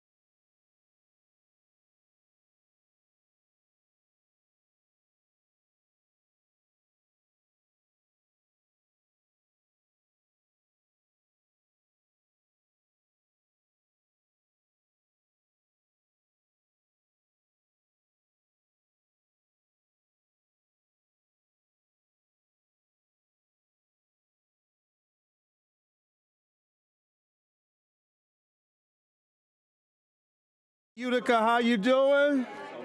All right, we want to make sure that you have enough time to present your public testimony. And so we want to get back into position, into your seats, so that we could give the appropriate amount of time for individuals to present their comments. So if we could start to settle down just a little bit, so we could present. How has it been so far? Great? All right, all right. So I'm just going to wait for our chair to make her way back to the platform, and we will get started momentarily. Thank you, once again, thank you so much for showing up. And I'm hearing that the snow is coming down outside. Pretty is it? No, I'm just saying what I heard. Because I'm going to ask, could I spend the night here? I'm just going to stay here. I mean, the food is amazing. The hospitality is wonderful. The energy is great. So I ain't going outside. They're going to have to kick me out. So, all right, let's give it up for our chair once again so we can get started. Thank you. Listen, I have some family here, so if we need to get some couches and pull-outs, we can make it happen. All right. Well, with that said, I want to prepare for the next section. And this is the public testimony. This is the part where we hear from you. And I'm excited because we have a variety of speakers tonight. We have artists. I just got to see some of the artwork here. And it reminds me of the work being done in Evanston, where they involve the artists as well. And so I am grateful for you all being here tonight. And I'm going to introduce our senator. Senator Sanders will be with us, and I want to make sure before I begin to introduce him that he is here online. Can we confirm that? You don't see him? Okay. I'm going to come back. He's not on? Okay. So he's not on. So we're going to keep moving. And so I want to acknowledge, first of all, we are grateful to be in this great space today. And we want to acknowledge Mr. Courtney Muhammad, who is here. Brother Muhammad, we want to thank you for making space available. I bet you he's in the back doing some good work, but if you could let him know that we called his name and that we wanted to give him an opportunity for testimony. We have some invited speakers today. One was Senator Sanders, of course, Mr. Muhammad, and then we also have, and we're excited to have, Divine Prince of the U.S. Freedmen Project. And so here we have Mr. Muhammad. If he's ready, he can take the stage. If not, we'll go to Mr. Prince. But it looks like you're ready. Let's give Mr. Muhammad a round of applause. Thank you, Brother Muhammad.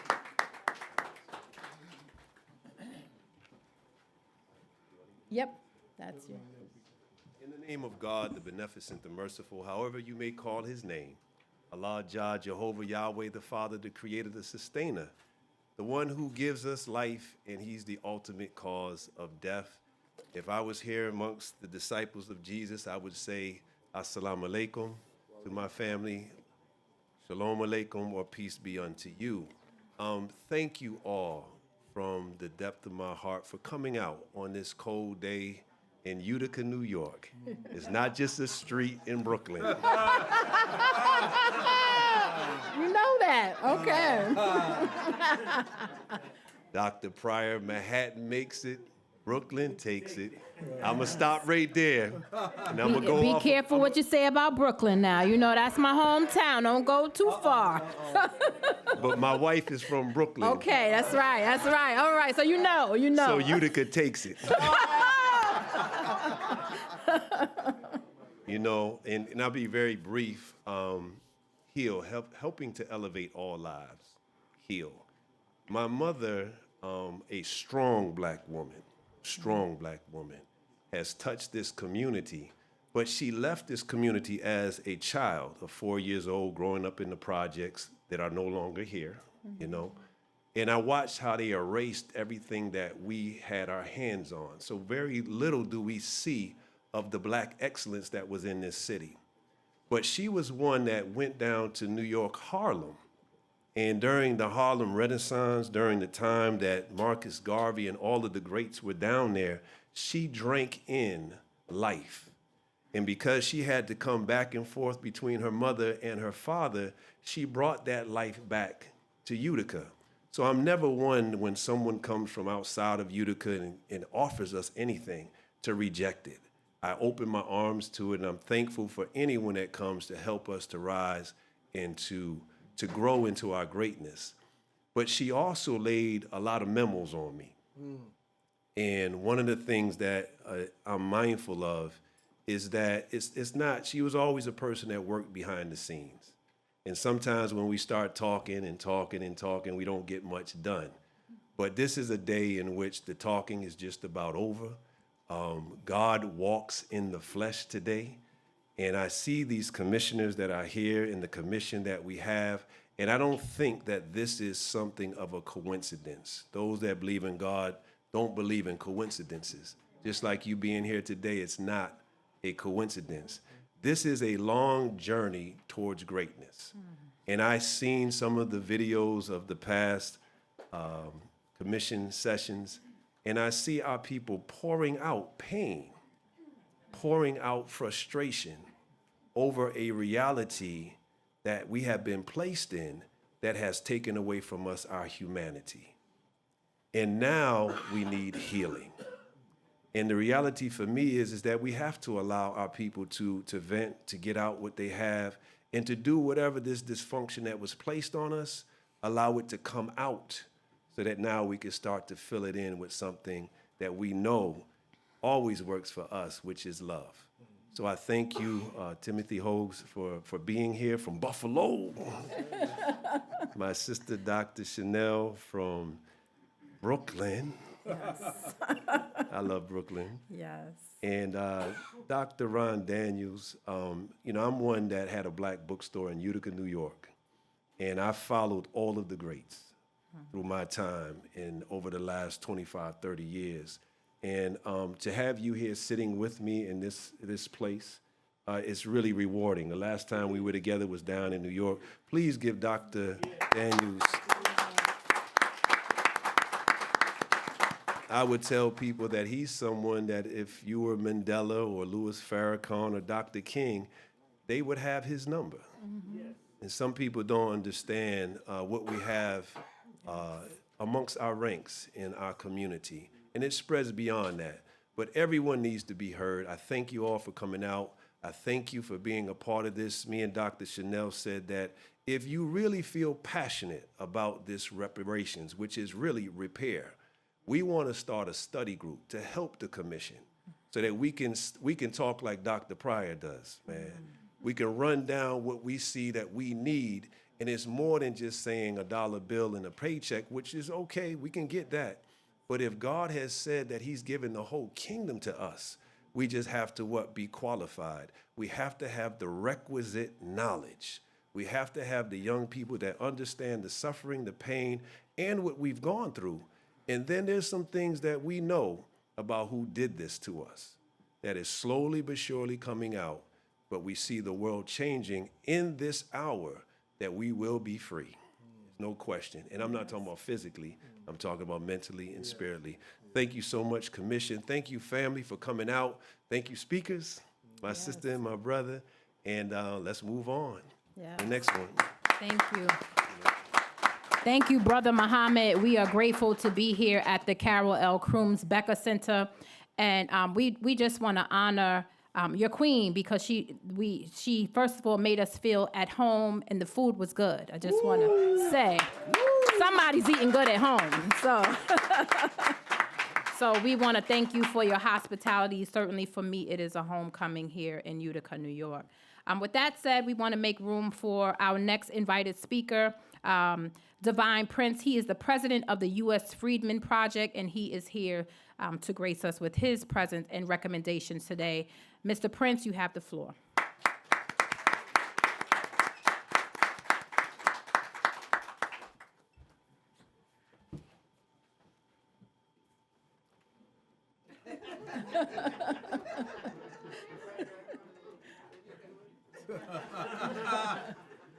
That just goes to show you I am great at following directions.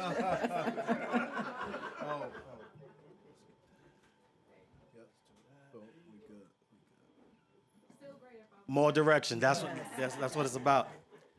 So I'm really excited to be here and be before you guys. I'm excited that my name was so close to Dr. Divine Pryor. I thought she was gonna call me. So I'm thankful for that as well. And these comments are in the spirit of getting it right. We understand that the justice claim is what the justice claim is. We know reparations is a debt owed, and we know it is a just claim. But there are rules, unfortunately, to the game that we're playing in the system that we find ourselves in. So my name is Divine Prince, and I'm the president of the U.S. Freedmen Project, a nonpartisan organization committed to resurrecting the abandoned missions of what we call the Freedmen Acts of 1865. They established the Freedmen's Bank and the Freedmen Bureau. And we're the only organization in the state of New York advocating exclusively and solely for those Black American families that survived enslavement and Jim Crow and all the badges, incidents, and vestiges of slavery. I have to begin by thanking the Black American grassroots for making this testimony here in Utica possible. They raised the funds necessary to make a trip from New York City for a Tuesday night public hearing possible. I'm also from Brooklyn, New York, and I'm glad to see that Utica is not just a street in our city. See, the white philanthropic foundations in this reparative justice space, like Liberation Ventures, the MacArthur Foundation, and others, do not fund those of us fighting for lineage-based reparations. They do, however, fund organizations that are fighting for race-based, unconstitutional reparations. And we all need to ask ourselves why that is. But I digress. I want to use this time to present recommendations for this commission. So number one, demand as a commission that the authors of this bill that created this commission, Senator Sanders and Assemblymember Szilagyi, make amendments to the bill based on language from Assembly Bill 5603 for reparations remedies so this current bill and thus this commission can produce constitutional results. Y'all gonna hear me say constitutional a lot, and I'm gonna explain what I mean by that. Number two, here at the state level, we should not be content with being outdone by what's taking place at the city level. I mean, we all work together in conjunction, but in the spirit of friendly competition, we shouldn't allow them to outdo us. And so if number one doesn't get done, at the very least, we need to follow the lead of the city level and separate racial justice from reparations. They sound the same, but they're very, very different. I'm seeing some head nods, so I'm in the right room. This commission should create a racial justice subcommittee that solely studies the racial justice for people of African descent and have a separate committee solely focused on reparations for who the debt actually has to be paid to. Those Black American families given the status of freedmen after winning the Civil War.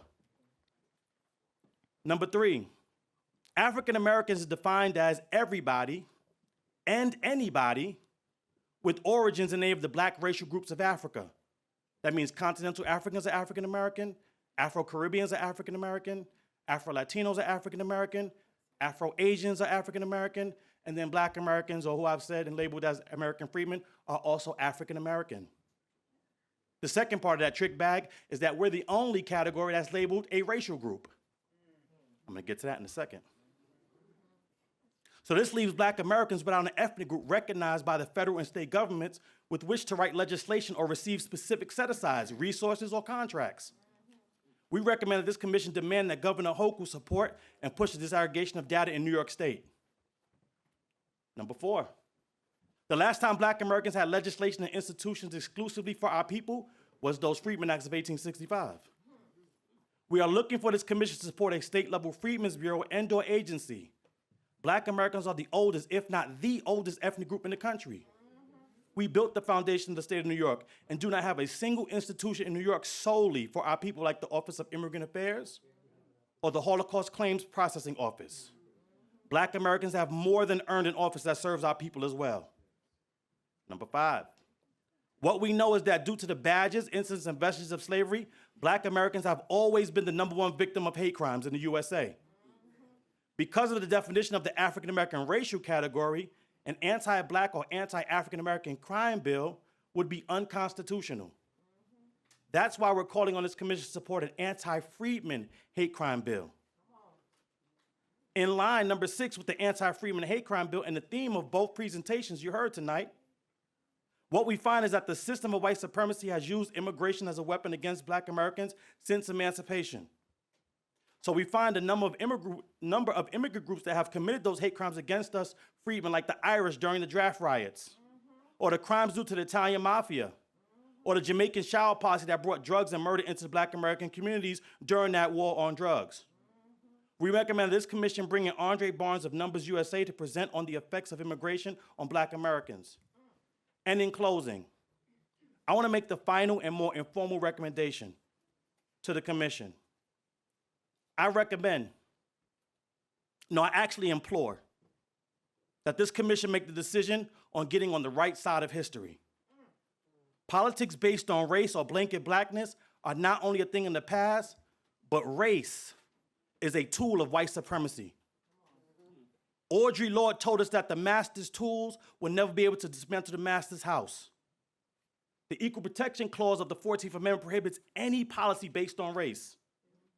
It was designed to protect us against the policy of whites only, right? But that sword cuts two ways. It also prohibits policy for Blacks only. See, so the future of politics is based on advocacy, based on lineage/ethnic groups, and building coalitions on respect wherever possible. If any of you saw the movie Sinners, which just garnered a number of nominations, cheap plug, the director Ryan Coogler called it a display of foundational Black American culture. See, there is a foundational Black American renaissance taking place where justice and cultural autonomy is at the heart of it. So, commission, I beg you, please don't become yet another tool of white supremacy that we have to overcome. Thank you.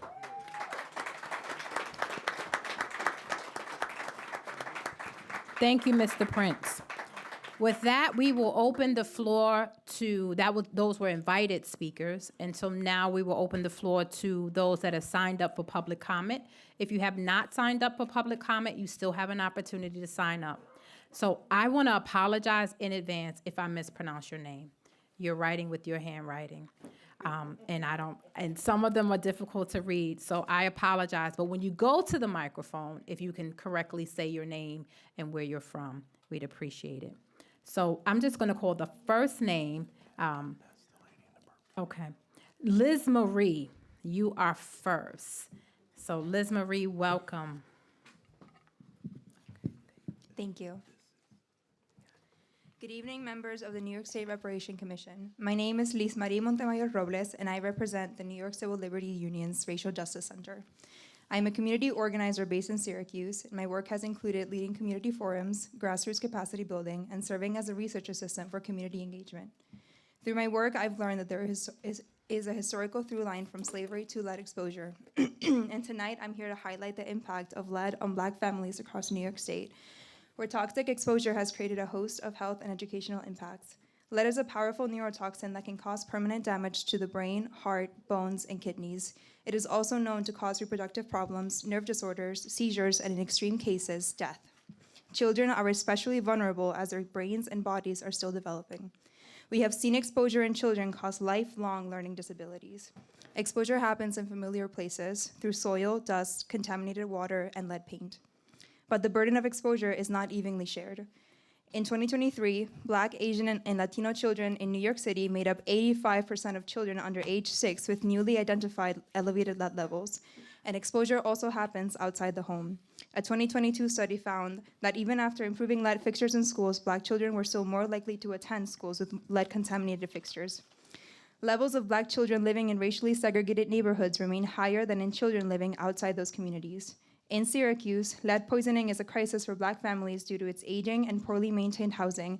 More than 13% of children in Brighton, a predominantly Black neighborhood in the south side of Syracuse, had elevated lead levels. And in 2024, over 195 Black children in Onondaga County were found to have elevated lead levels compared to 70 white children. Similarly, in Buffalo, Black residents overwhelmingly reside in older housing with deteriorating paint. In 2020, the city of Buffalo accounted for 3 of the 4 zip codes in New York State with the highest percent of elevated blood levels. According to a 2018 study, children living in predominantly Black neighborhoods are 12 times as likely to be poisoned by lead than children living in white neighborhoods. And right here in Utica, the neighborhood of Cornhill was home to a mostly Black community by the late 20th century and was called a red zone by health officials for its dangerous lead levels. These are just some of the cities in New York where Black communities are overwhelmingly burdened by lead. Reparations are not only about amending the past, they are about reinvesting in communities to improve the health and livelihoods of current and future generations.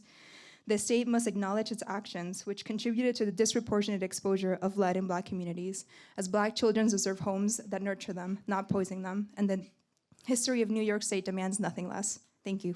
Thank you, Lise Marie.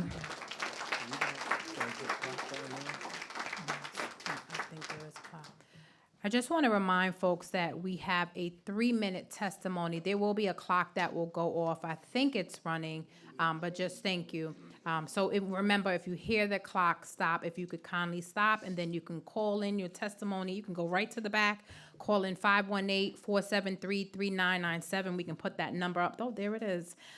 Or you can email your testimony, just in case you run out of time.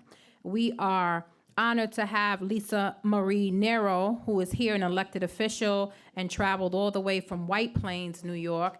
And you will also see that she was our poster person. I don't want to say child, but our poster person for this hearing. So we thank you for traveling and supporting the commission. Thank you.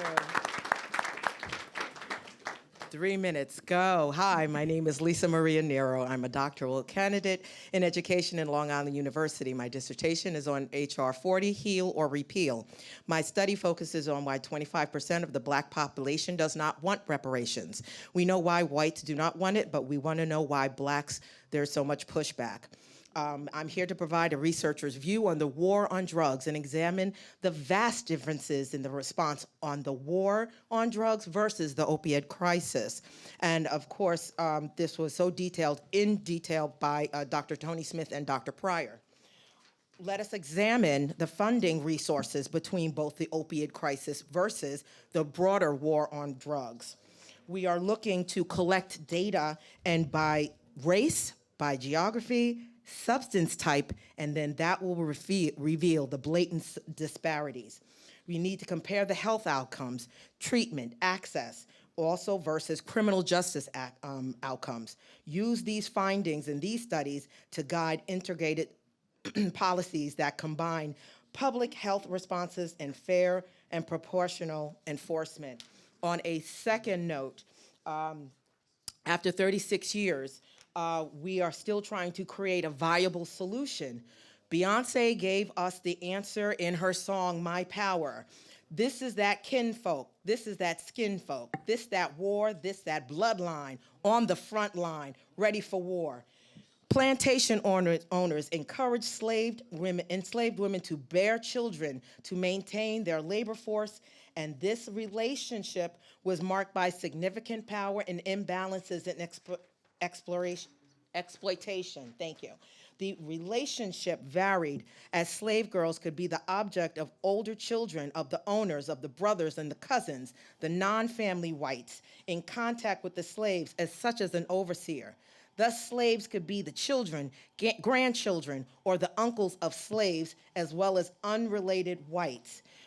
What I suggest is that for feasibly to calculate the reparations and compare it to the generational wealth of white children, and then you compare that to the child support due the Black children. And at that point, your millions of those who were raped follow the bloodline, and then you follow the money, and then that's one recommendation that would make the determination at least 17% is due. And when you look at the lifespan of that child and the family, and the government owes each individual and that descendant of that 20 kids, then guess what? That's your repair. Thank you. We thank you. So this writing is super small, but I know it's Natalie. So Natalie, thank you for being here. I think so. If you write small, Natalie Williams? Yes. Okay. don't know. I wasn't even sure exactly what to say, but I will say that I've been volunteering with UticaPhoenix.net. It's a digital magazine, and I'm here to write about something that happens through this or because of this. I'm inspired to see that there is activity regarding reparations.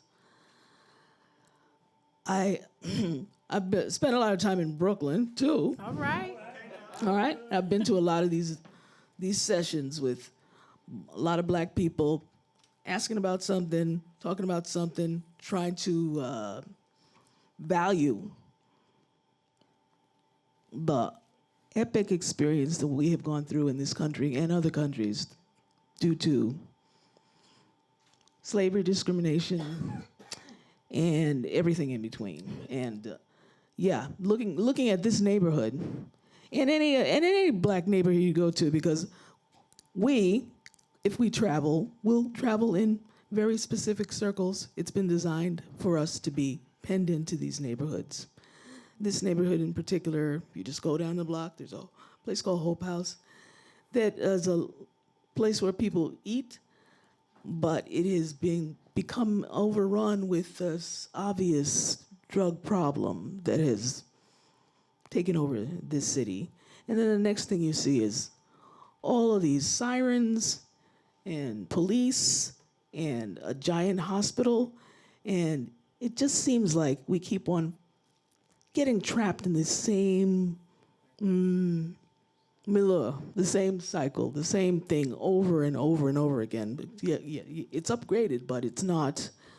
But it is still a plantation.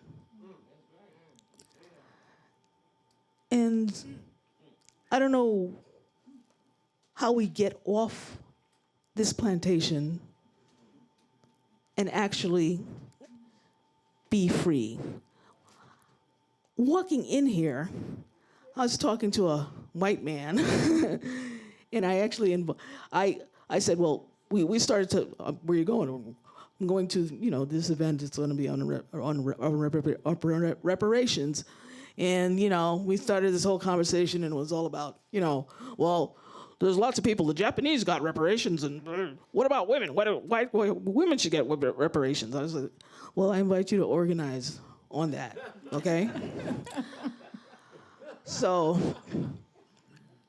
the conversation goes a certain way when we are surrounded by each other, but when you are in conversation with somebody who is outside of it, Thank you. Time's up. Well, time's up, but you are welcome to submit your testimony or call in. You can go to the back of the room and call in your testimony and finish. But we thank you for being here, and we hope you share in the Phoenix more about the work that the commission is doing. We invite you to go to our website at ny.gov/reparations. So thank you, Ms. Williams. Next, we will hear from Kamaz Fardan, and I apologize if I've said your name incorrectly, but you'll correct us at the microphone. You ready? My name is Kamal Fardan. I'm originally from Brooklyn, New York, and I came up to Utica about 30-something years ago. So, real quick, I just want to start out by saying welcome, everybody. It's good to see this crowd here. Wow. I'm 70. I turned 70 this year. Wow. I've lived to see a black president. I've lived to see marijuana legalized. And now we're sitting here talking about reparations. This is historical for me. I don't know about anybody else. Yes. There's so many layers to our issues. For me, the root for me is self-hate, which was instilled during slavery. I don't think if we don't address the self-hate that we have, we're always going to have issues. We out here shooting each other. We're hating each other. We're pulling each other down. We're not helping each other grow. We need that to grow as a people, as a community, as a family. And as long as self-hate exists, I don't see it happening. That's the culprit. That's our enemy as a people. And it's funny, it's a deep-rooted mental health issue, yet we don't get no credit for our mental health. You know, we got people going to court, people of other colors, they get their mental health conditions and sentences reduced, not with us. And it was purposely done to us to have these mental health issues. So for me, that is the root. When it comes to prison reform, I just have to speak on that in light of what happened right here in this area with Robert Brooks. It opened up a Pandora's box. I'm formerly incarcerated. I know if anyone had told their families that this was going on inside, they wouldn't have believed us. But you saw them body cam. You know God is great. He's great because he exposed it in a way that you cannot deny it, right?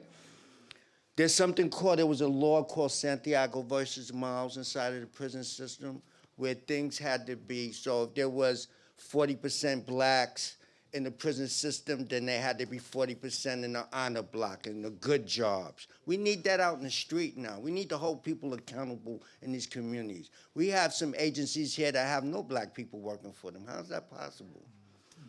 I'm just gonna throw this out here. I think people in recovery and people that's formerly incarcerated, we need to develop a voters block. I'm saying it here first. So we can have a voice. That's the only thing that this government understands is having a voting block for a few reasons.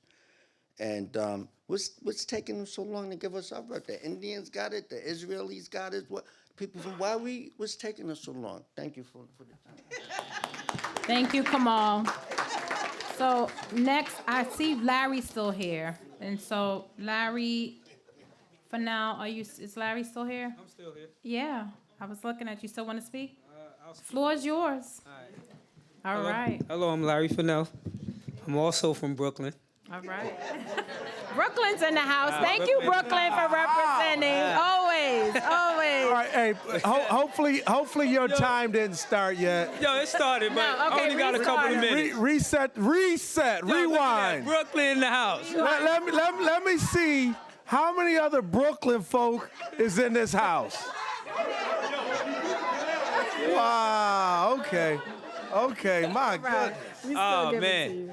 All right, let's rewind the time for Mr. Larry. We are three. I'm not gonna be long. All right. I would like to say it's a blessing to have you guys come up here, because I think what the problem is up here is that we don't talk about reparation up here. And one of the biggest things that I've known about this community and being here for 20 plus years is that we are being wiped out in Cornhill. And it's very disturbing to me. What I've seen is that, yes, we have a lot of refugees and immigrants coming to the area, and we're forgetting about the foundation of Black Americans. So with that being said, you know, with this reparations committee going on, I think we need to focus on foundational Black Americans, because we are the ones that build this nation. And if it wasn't for us, there would be no civil rights, it would be anything else. So what I want to say is that we have to bring the reparations committee here, I think that it's very important that we watch out for the language that we use. We got to stop crowbarring people into this reparations thing, because this reparations is about the descendants of slaves. And I think we forget about this is the descendants of slaves. So that's all I want to say. 150, I got 150, so I appreciate you allowing me to speak, but I was not coming up here to speak. So I'm glad you did. Thank you, Larry. So next we have Elder Patricia Brown. I apologize. Elder Patricia Brown, we are so glad you're here. Again, for those that want to speak, if you have not signed up, please sign up and they'll bring me the paper. But thank you for being here. Thank you so much for having me. I am not from Brooklyn. Okay. We still love you. We still love you. I am, however, from Queens. Okay. I'm from Queens. All right. My best friend is from Brooklyn, so I've been in Brooklyn a lot. But I just wanted to say it. I don't live in Utica. I live in Rome. Okay. Which is the next town over. And I've been able to do some things in that community in Rome.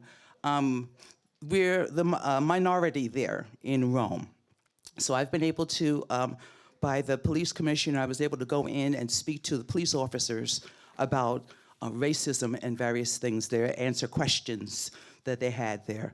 But I really want to focus on the fact that for a number of years, I worked in Proctor High School, which is the high school right here in Utica. And I specifically worked with kids with disabilities for the most part. And the thing I just wanted to say is that what really came out of it for me was the humanity piece. We have a lot of statistics and a lot of numbers, but I looked at faces every day. And the children that were in Proctor at the time that I was there, I was one of the workers that came into Proctor. I was the only one of color that came into Proctor, and I was the only one of my age. We had a lot of young people that were there working with the kids, and it was kind of a shocking thing to have someone with a little seasoning in lives to come in there and work with the kids. What occurred was that I became an auntie to so many of them. And as a result of sitting down with the kids and letting them know how much I appreciated them, every time I saw them, my face would light up. I made sure they knew that I appreciated them. And it opened the door for me to be able now, not just to speak to them, but they started introducing me to their parents, who many times were on drugs. Many times were on drugs. And it opened the door for me to go in there and to start to speak to them and to work out certain things with them in the community also. So I'm talking grassroots here. That's what I'm really talking about, is grassroots.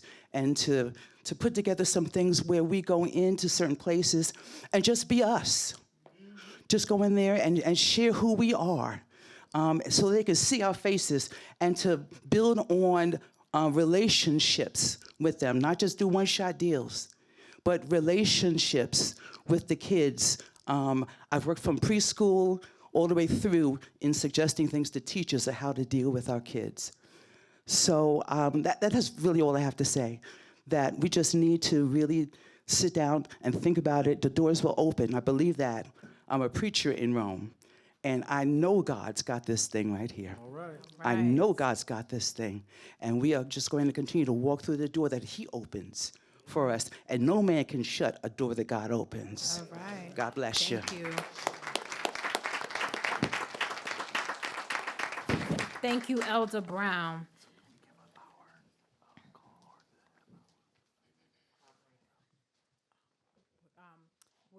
Yes, just trying to get some logistics. There's a timing on when the sign up hour. shuts off. It's a half hour. Half hour, Okay. yep. So at 8:30, We're going to close the sign-in sheet. if you haven't signed up and you want to speak, you want to sign up before 8:30.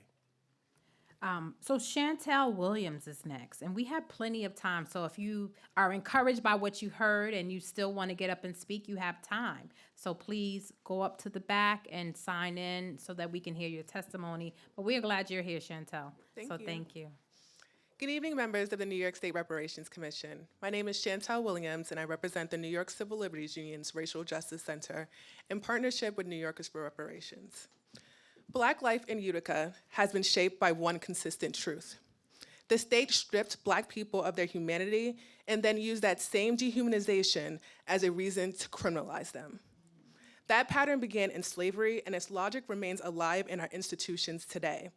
In 1806, a newspaper right here in Utica ran an ad that read, "Negro wench for sale, a strong, healthy wench, about 24 years of age, capable of any work. Apply at this office." Black people were treated as commodities to be sold. That mindset was reflected in the foundation of Utica and in Utica's early power players, such as Arthur Breeze, the first surrogate judge here in Oneida County, Jonas Platt, the first county clerk, and later New York Supreme Court Justice, both of whom were enslavers. These are the people who helped build the legal and political foundations in this region. So from the start, Utica's institutions were shaped by a belief that Black people were property, not citizens deserving of protection. And we see that belief operating even after the end of slavery. In 1837, 2 Black men living free in Utica were seized under the Fugitive Slave Act and held in a local courthouse by slave catchers. Black residents broke down the courthouse doors to free them because they likely knew the men would be transported into slavery no matter the evidence presented. Because the legal system was designed around the priorities of enslavers and monetary gain, not the protection of Black people. And that logic didn't end there. You can still see it in the data today. In Utica, despite making up only 15% of the population, Black people make up 49% of people arrested. From 2013 to 2023, Black people were 4.6 times more likely to be arrested for low-level offenses, nonviolent offenses, than a white person. These numbers are not accidents, they are predictable outcomes of generations of policies that targeted, surveilled, and criminalized Black communities. And that same foundation shapes all facets of Black life, including the conditions in which Black families have been forced to live in today. You heard my colleague speak earlier about the effects of lead poisoning in Utica and how many Black people here have been impacted by lead poisoning, likely impacting brain development and impulse control. So what I ask the commission to recommend is that the criminal legal system take into consideration these harms, such as lead exposure, as a mitigating factor in sentencing. Thank you. Thank you. Chantel, if you would be so kind, if you can also email your testimony, that would be helpful to the commission. But thank you. Next, I have Venus Reddick. If Venus is still here. Venus, we're excited about your presentation because she's an artist, so we'll have you take the mic. Thank you, Dr. Yes, Chantel. Chanel, and we're going to give you the microphone because everything has to be on a microphone. So if someone would be so kind to hold the microphone for Venus, and maybe Venus, if you can go to the middle of the room, I know. Okay. Okay, can we get her on camera? We just want to make sure you're on camera as well. I don't know. I'm holding this upside down. Thank you. Am I holding it upside down? I'm not. Okay. All right. So this piece right here I created. It's a prophetic piece I call Gratification Deferred. And it's an illustration of a lot of the injustices that we've already experienced and been given promise that we're going to have restoration made. And then it got taken back, as you can see by the rejection in the corner with our lady who was shackled to the desk. But this piece was based on 2 Corinthians. Oh man. It's in 2 Corinthians, but right now my brain is frozen because I get a little stage fright. But the concept of this is that this too shall pass. So God does make promises for us, and sometimes the promises of people can't be kept, but He is sovereign, and He does have our backs. So as apprehensive as I am, as much as I just want to say, what's going to stop you from taking this promise back too? I just wanted to stand up here and say, we got to trust God for the ultimate victory.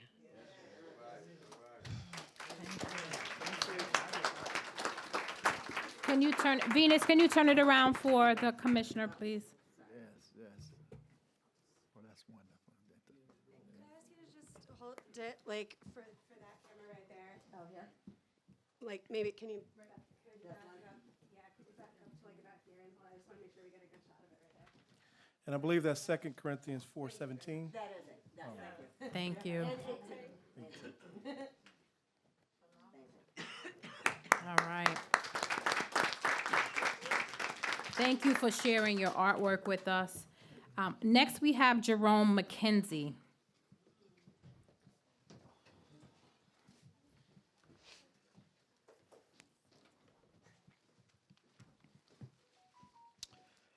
Hello, I'm Jerome McKenzie. Most of you all who are from Utica know me. I am not from the city. I'm born and raised right here in Utica. Utica's in the house, yes. I'm a proud resident of Utica.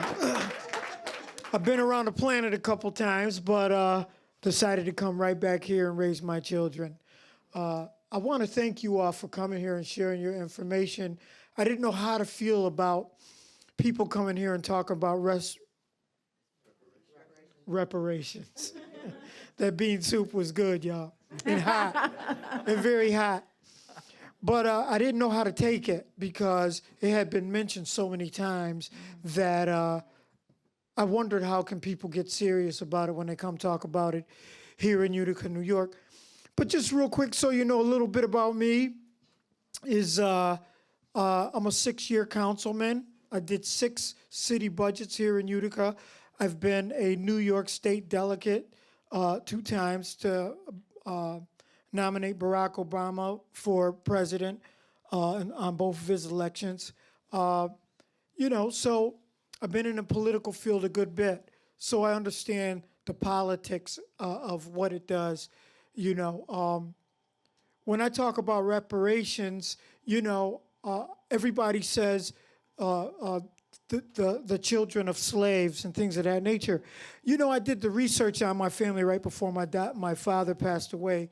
He said, "You're a Moor, don't you know what that is?" And I didn't know what it was. So I researched who the Moors were, because my grandfather is a full-blooded Moor from Morocco.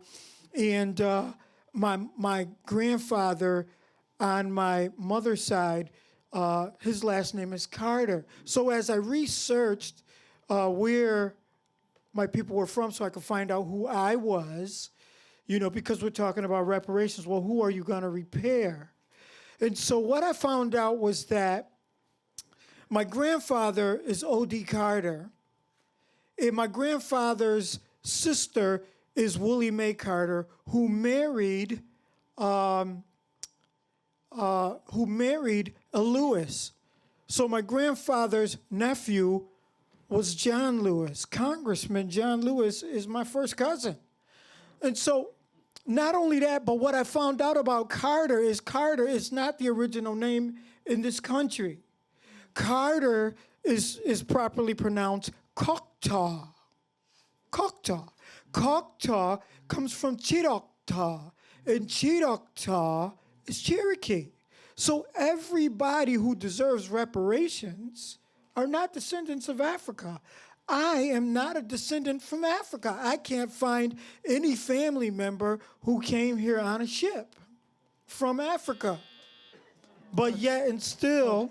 Well, thank you, Mr. McKenzie. Yep. We are interested in learning more. You can submit your testimony. You can go to ny.gov/reparations, or you can go to Reparations Commission at reparations.ny.gov, and you can submit your testimony, because we'd love to hear more about that, because I think you have some important things to share. Next, we have Brooke.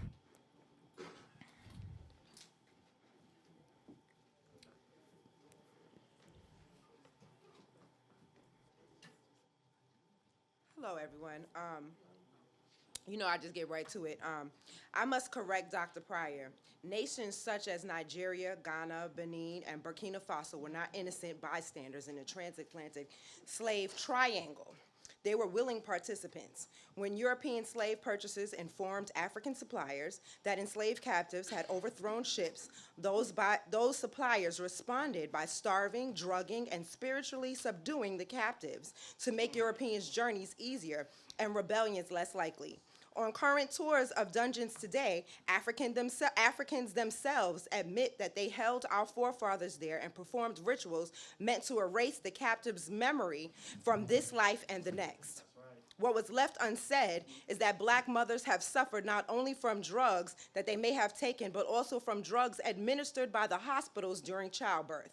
And let's be clear, there are no poppy fields in New York. There are no fentanyl labs here. The U.S. government has allowed waves of immigration that brought drugs into freedmen communities, fueling destruction alongside gentrification, erasure, and removal. When Black Americans began to fight the war on us using drugs with acupuncture and other healing practices, the U.S. government criminalized them, framed them, and locked them away. Once imprisoned there, they were subject to the same processes of control and erasure that the scholars spoke of earlier. Governor Kathy Hochul supports convict leasing and wants to expand it with private companies. She signed a bill to expunge the records for good behavior, but what she doesn't say is that she wants to lock you up first, remove you from your family, and put you behind bars. Then, if you behave, she pretends it never happens. The tragedy of Khalif Browder's suicide and his mother's death from heartbreak shows us the damage is already done long before any record is clear. But reparations are not about Africa's role or even the symptoms or what is called badges of slavery.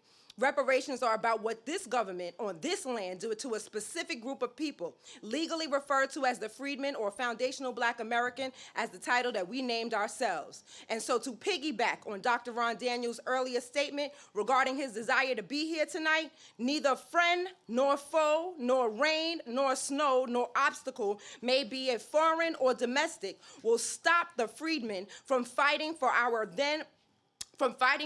reparations claim and receiving our long overdue reparations. I just want to end by saying thank you to the Foundational Black American Grassroots for supporting us and funding us in our tireless efforts in standing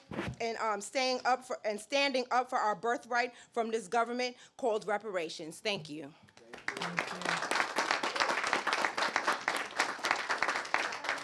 So I want to just make room to see if there was anyone else that signed up for public testimony, because that was the last one on my list. So while Jesse makes time, makes an opportunity to go back, we just want to double check. Okay, I've got more. Thank you. Thank you, Jesse. All right, so next we have Sparkle Anthony.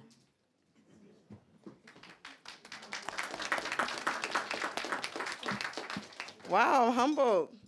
So thank you. My name is Sparkle. So I am here now, but by way of Canarsie, Brooklyn. Okay. Nigeria. The only Utica I know is Utica for the dollar cab. All right, let me. So I'm happy to be here, and I'm happy everybody else is here. So I also wanted to state something called Pangea, when United States in America was actually one. So the land that we're talking about is actually still here. We're all still here. If you look at it geographically, if you look at the shape of the map, it's the same shape as the United States, but that's another conversation. So good evening, my name is Sparkle Denise. I am a community advocate, birth worker, and co-founder and host of Reality Speaks TV, where we elevate conversations on civic power, justice, wellness, and real lived experience. I thank the commission for this opportunity to speak, and I'll be remiss not to state the Carol L. Kroom Center right here, the Business, Education, Cultural, and Activity Center. Thank you for hosting this. I'm here to talk about why reparations, this conversation is actually inspired by Venus the artist. So I'm here to talk about reparations tied to the war on drugs. It must include permanent no-take-back protections, and I speak not only from policy, but from personal experience, because I have lived the double standard of this so-called war. When addiction affected Black and brown communities, it was treated as a crime. It brought prison, it brought family separation, it brought criminal records, it brought generational poverty. Now that addiction affects more white communities, it is treated as a mental health crisis. Same disease, different response. One side gets handcuffs, the other side gets counseling. And the damage done to our communities was not temporary, it was generational. So when we speak today about reparations for racially discriminatory criminal justice policies, including the war on drugs, the real question is not just will the state make it right, the real question is how will the state make sure it can never be taken back? Because this government has made promises before and then quietly reversed them. Excuse me. A promise without protection is not justice, it is just a delayed betrayal. Reparations connected to the war on drugs cannot be built like a temporary program that disappears with a new administration. This must be built like permanently into legal rights. That means permanent law, not executive discretion, locked and funded, not yearly budget fights, court enforceable protections, not political promises, and once repair is received, it must become a legal property right, not a benefit that can be revoked. Because what is given as repair for state-sanctioned harm must never be subject to political mood. We must also be honest about the real danger. The danger is not always loud, repeal. The danger is quiet defunding, slow delays, narrowed eligibility. Thank you, Sparkle. But please submit.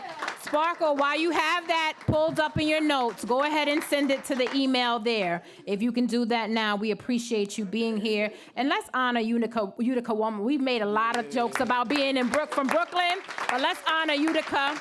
So thank you, Utica, for coming out tonight. I am grateful for Utica. I have a lot of great memories here in Utica. So Jamal Williams is next. Jamal. Jamel, I'm sorry, Jamel. Jamel, thank you for being here. The floor is yours. We'll wait till you get to the mic before we start your timer. All right, Jamel, thank you. Peace and love, everybody. It was hard for me to come up with an idea since it was just so sudden. So I say reparations calls for common ground. Growing up, I seen a lot of division within our people. Me being a victim of that, saying I grew up on the east side, so on and so forth, gang activity, whole bunch of misled education, I'd say. So I feel like sourcing the higher knowledge to our people, even my generation, because I'm only 22, I feel like I've been here for a long time still. So,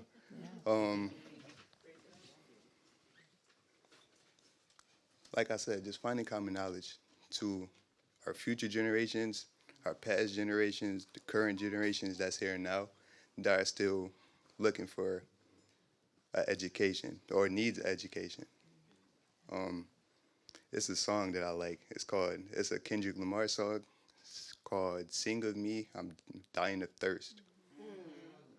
So, thirst being the knowledge or the love or the feel for our people to find better days. So that's pretty much where my mind is. Thank you. Thank you. Jamel, we thank you for your testimony and thank you for sharing that with us. Next, we have Neek Dean. And again, I apologize for any mispronunciation. No, you said it right. Okay. Hello, everybody. Hello. Is that the bean soup? No, it's cool. Okay. I was going to say. Save me some on my ride home. All right. Let's make sure we start her time at 3 minutes. No, I got it. Thank you, All though. right. I want to thank everybody for coming out today. I want to thank you guys for thinking of this place to hold this event. And I actually want to thank Jamel because I kind of forced him to come up here. And I did not tell him what to say. I told him to think of something. And it was the perfect segue to what I was about to come up here and say. So look at God, right? So my recommendation for the committee is that what should be included is that the foundational Black American people in America should be able to autonomously educate their children. We should be able to set up independent schools where we decide the curriculum and which way we want to direct our children without the Department of Education micromanaging what we teach them. As we know right now, I work at a community center right here on James Street, rebuilding the village. I also work for an organization called the Street Team of Central New York, as you see on my jacket. And what we find is that kids in the 10th, 11th grade can barely write legibly. They can't spell. I had a kid teaching them how to fill out an application, and he asked me what spouse meant. And we are made to believe we're unable to educate our own children, but I would have to give honor to Brother Courtney and Sister Tioka, who have educated their children and have a daughter in Howard University, have a son that's a doctor at the Wynn Hospital over here. Yeah. He went to medical school at 16 years old, educated by his parents. So we have the power to educate our children instead of sending them to schools where they're taught they're nothing and their history is nothing and something to be ashamed of. Because I don't know about anybody else in this room, but I'm not ashamed of my family's history and where we came from. As a matter of fact, I'm proud that they were able to endure and maintain and sustain so that I could be here talking to you all today.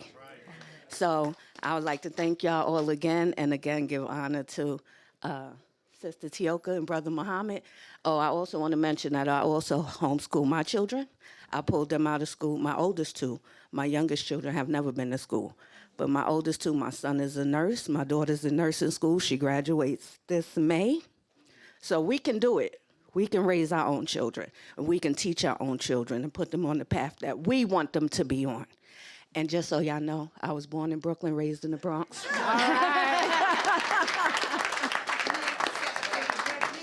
There is a theme tonight. We know that Brooklyn is in the house. All right. Thank you, Neek. Next, we have Janet Bennett. And after Janet Bennett, there'll be Robert Lucas. And then we'll hear from 3 individuals on Zoom. Hello, how you doing? I'm Janet Bennett. I've been in this community over going on 50 years.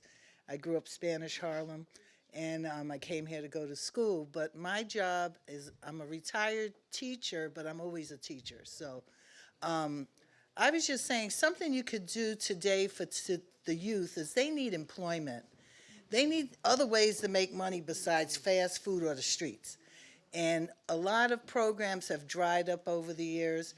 And through getting employment, so I'm basically asking you if you can write to some of the other state agencies, like you were saying, our kids go to jail, the farmers, they go and, get retirement, okay? So for our children to go into state employment and some of the county jobs around here, if we could talk to, like, the Department of the People for Disabilities, the Division for Youth Programs, and get Hochul to get some money and funding for our youth. We have businesses that students can work for. At the same time, we get to educate them. Once we get them in our grips and they're making some money, we're also training them, and they can also go to school and BOCES and get a skill. So I'm looking to you to write letters or contact our governor and just say, can you put some money in these communities for youth for employment? So that's the way they could get their reparations now, and create. You see, I don't do a lot of public speaking, but and create some productive citizens. You know what I'm saying? And we can also have our influence over them as Black people. Thank you. Thank you. Thank you, Janet Bennett. We are grateful that you joined us today. The last speaker here tonight, and then we have 4 online, is Robert Lucas. Thank you, Mr. Lucas. First, I would like to say it's beautiful to see a bunch of color in this room, so I want to thank everybody that's here because it's definitely wonderful to see. And it should be promoted a lot more in the city, and it's not. So with that being said, my name is Robert Lucas. I'm the president and founder of a nonprofit organization that goes by Voice of the Voiceless. Today is actually the anniversary for justice for Robert Brooks, what I'm most known for policy. I attack policy. So for me, I can't say reparation without saying incarceration. I can't say reparation without saying policy. When I say policy, I mean, for the instance, like, we got to deal with solution when we're trying to help our kids. We can go a couple houses away to spend our money, but we can't go a couple houses away to feed our kids and show them that they can actually earn a living. So my thing is, reparation means we have to be tactical. We have to be innovation. We have to change what has been the old and get ready for the new. And the only way we could do that is to challenge ourselves. So my idea of reparation is, like I said, challenge, of innovation. Things like I said, the block-to-block initiative, where you get all of these corner stores that's overpopulated in all our communities, that's taken away from our abilities to be that in our community. Y'all here already. But what we need y'all to do is apply that resources for our kids. So for every store that's a block radius from our community, we should have to be able to have at least 1 or 2 children that could work in that store.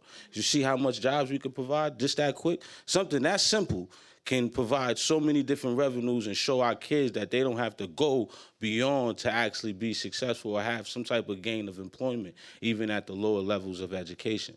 So my idea of reparation, and I'm sorry I'm unprepared for this exact point, but just off of the top of the head, like I said, it'd be attack incarceration, because the mind is one of the things that we're neglecting. We allow people to be caged in the prison system for long periods of time without actually giving them responsibility.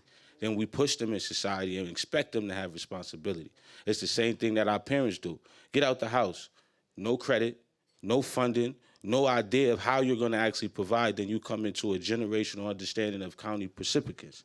So again, for me, reparation would be tactical and innovation and really being hands-on with our solutions. Thank you and have a wonderful night. Thank you, Mr. Lucas. So if you all that are in the room, if you can continue to sit so that we can honor the people that are on Zoom. So next we have Keisha Forrester. If Keisha Forrester would join. Thank you for inviting me to speak. I come from a descendant of foundational Black Americans who lived through the era of slavery in the state of New York. When many people speak about slavery, they look south. But New York was deeply involved in the institution for over 2 centuries. My ancestors live in a state where enslaved Black people cleared land, built infrastructure, worked on the ports, maintained households, fought in the Civil War, and generated wealth that flowed directly to New York's economy. Enslaved labor was embedded into daily life. New York City once had one of the largest enslaved populations north of the Chesapeake. Even after gradual emancipation laws were passed, freedom in New York was not guaranteed or secure. Many free Black people in the state faced constant threat from organized kidnapping rings. These so-called kidnapping clubs would seize free Black men, women, and children from the streets, the docks, and even from their homes. Some were lured with forced job offers. Others attacked outright. Once taken, they were transported south, sold into slavery, disappearing from their families forever. Court records, newspaper reports, and community petitions from the time show how widespread and terrifying this practice was. Families like mine lived under double fear, the trauma of enslavement itself, and the knowledge that even freedom would be stolen at any moment. The kidnapping of free Black New Yorkers was not a rare event. It was a system supported by corruption, weak legal protections, and the economic incentive of selling Black bodies into bondage. I listened to a lot of testimony tonight, and I have to say this over and over again. It is a disservice and an injustice to try to grandfather clause other groups onto a reparations claim. Reparations is for services rendered to those who endured that system. And we, the descendants, foundational Black American freedmen, deserve reparations. No other group, no other ethnic body, and no program will satisfy that. We have studied our lineage, know exactly where we come from, know our people who were enslaved, and just the mere fact that on both sides of my family, two to four persons fought in the Civil War, of which I have documentation from the African American Civil War Museum. I don't want reparations going to anyone for anything other than the descendants of foundational Black American freedmen. Period, point blank, the end. Enough of the grandfather clausing and stop looking for programs. Programs will never save Black people. And I'll land there. Thank you. Thank you, Keisha Foster. Next, we have Dr. P. Washington.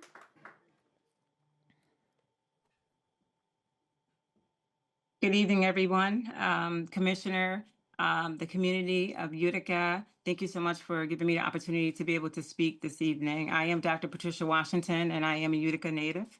On behalf of myself, my family, my community, I felt most certainly compelled at the invitation from Courtney, a family member of mine, to come and speak out. So again, thank you for the invitation. One of the things that I wanted to speak about this evening is the urgency to focus on 2 areas with regards to reform for reparations for you all to consider. One is the removal of the criminal history of individuals who have been impacted after being released. And so we all know for decades, New York State criminal history policies have functioned as a lifeline punishment for people with past drug convictions. Even after serving their sentence, they continue to be blocked from housing, blocked from employment, education, and/or public benefits. This is not justice, it is permanent exclusion. In our community, we see people turned away countless times from stable housing because of old, nonviolent drug charges. We see qualified applicants denied jobs even when they have years of experience. We see students discouraged from continuing education because certain financial aid programs are treated as if they are a disqualifier. These barriers don't keep communities safe. They keep us stuck. They keep us blocked. They keep us stagnated. If the state truly intends to repair harm, it must eliminate criminal history, screenings, in areas where it only deepens racial disparities. Housing, employment, public assistance, and education. I'll continue to echo. The second thing, expungement and record sealing. New York State must also take immediate action to automatically expunge or seal drug convictions, particularly for non-violent offenses. Many of these convictions are deeply tied to the war on drugs, a set of policies now widely understood to be racially discriminatory and ineffective. I think we all can agree there. People should not have to navigate a complicated legal system. In closing, in New York, and if New York is serious about repairing harm and addressing the legacy of racially discriminatory drug policies, we must remove those barriers that continue to criminalize our people long after they have been released. I also want to say a couple things. True reparations must be restored. What was taken, and dignity and opportunity and access are essentially part of that restoration. Thank you, Dr. Thank you. Washington. You can please continue that testimony via email.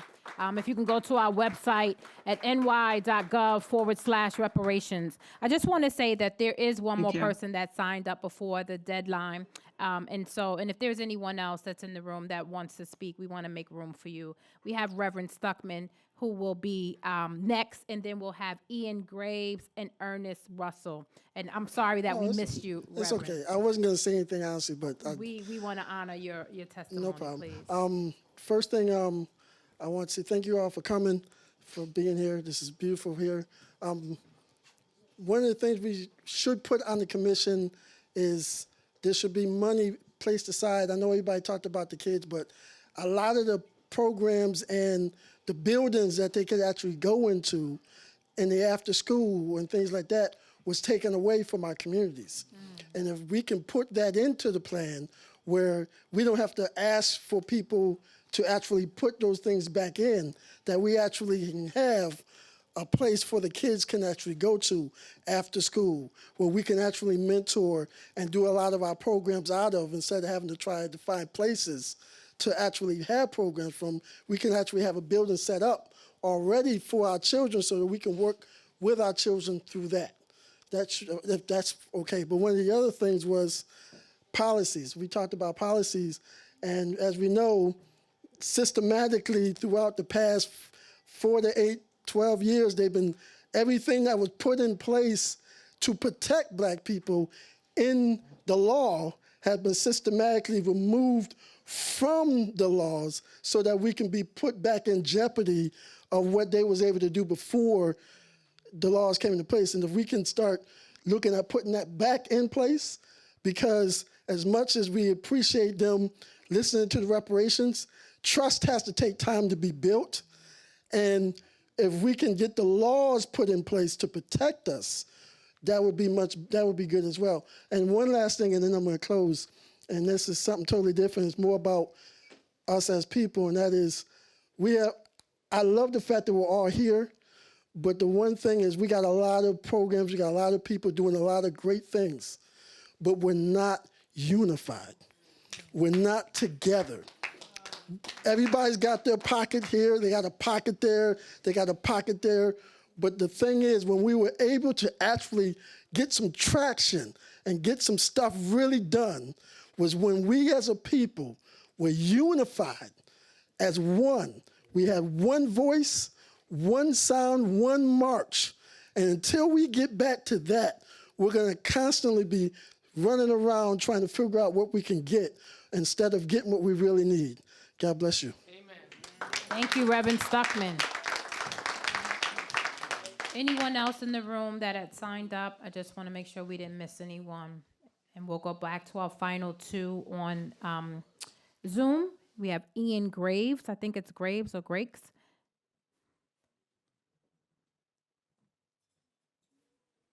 Is Ian still there? To our media team, is Ian still on? Okay, how about Ernest Russell? Hello. Go ahead. Ian, Is that it's on Ian? you. Are you Ian? Can you introduce I'm yourself? here. I'm here. Can you hear Okay, me? we can hear you, Ian, so you can introduce yourself and then you can go ahead. Okay, yeah. What's up, Ern? Oh, listen. Okay, all right. All right, listen. Yeah, I'm in. I'm actually in Georgia right now, actually, but I'm part of a group of freedmen, multiple freedmen organizations who are collectively working for reparations for freedmen. And I just wanted to give a testimony in terms of we need a Freedmen's Bureau, right, to handle reparations when it comes, because we don't want the money to be in the hands of any specific group, right? I do want to make a distinction between a freedman and other blacks outside of the diaspora. What we have to understand is that being a freedman is not just about skin color. It's also about consciousness, right? There's a book written called The End of Blackness. And in that book, the lady was talking about ending the concept of blackness. But the problem with that is when you end blackness, you kind of are ending the cultural lineage, right? And the historical lineage of what we've went through in this country, which is different from other groups, right? So you have infant mortality, right, in America for Black women, in America, freedmen women in particular. Understand that other countries of women, even though they are in these third world countries, their birth rates are higher than ours. You know why? Because they don't have to endure the same level of scrutiny and white supremacy that we have to endure here in America and that we've had to endure for centuries. But what the study said is that when these same women come to America, these other women outside of the diaspora, they end up having the same low birth rates that freedmen women in America have, because they then come under the subjection of this white supremacist power here in America. So we have to make a distinction and understand that for generations, we've had to suffer the harms under this empire. So we have to get reparations specifically for ourselves, because we have to repair those harms that come generationally through our ancestors, right? Which other groups, if they want to heal, they can go back to their own country, and that is something that is an option that we simply don't have. We must heal ourselves here, and so we have to be made whole through reparations. Where other groups, they have family lines and lineages that they're connected to in other countries. So I just wanted to posit that and make sure that we make a distinction and understand that when they write books called okay, forget that. Well, understand protest psychosis. Look up the book Protest Psychosis, right? They start labeling Black people who protested against violence, against white supremacy. Thank They you, start Mr. calling them, Ian. We are saying that grateful they that were you shared your testimony. You can go Okay, I think. online and finish your testimony at ny.gov/reparations. Next, we're going to have Ernest Russell. Ernest, you have the honor of being our last public testimony for tonight. So, Chair, I'll just say that there was some other people in the Zoom call who had their hands raised before the deadline. It's just that the chat was disabled before they could be acknowledged. And so I hope that didn't take away from my 3 minutes, but No, just wanted you to know we'll that Net restart the John, timer for you.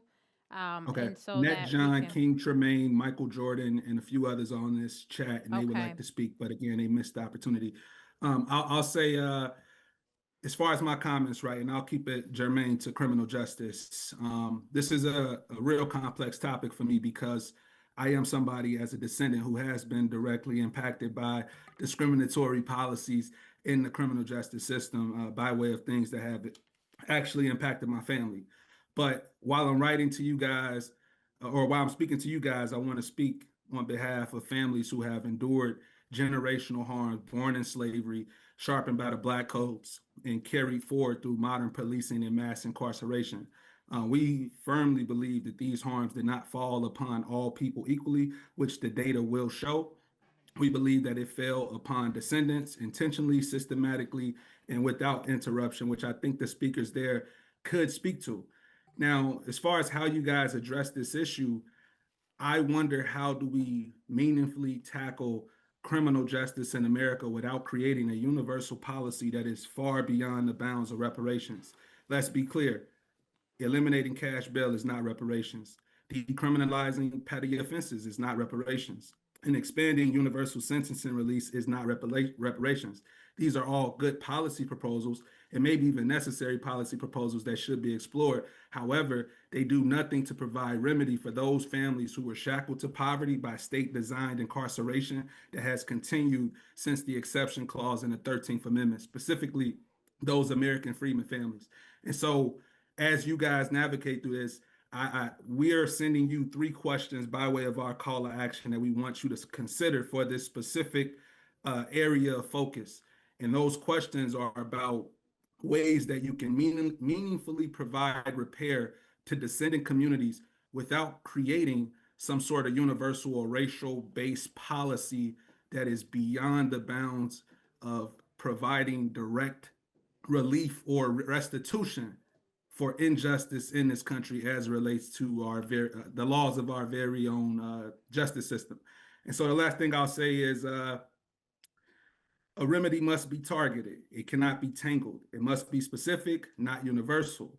And above all, it must be rooted in generational harm suffered by descendants, not temporary circumstances of anyone who had to enter a courtroom and maybe suffer from discrimination in America's, let's just say, legal system.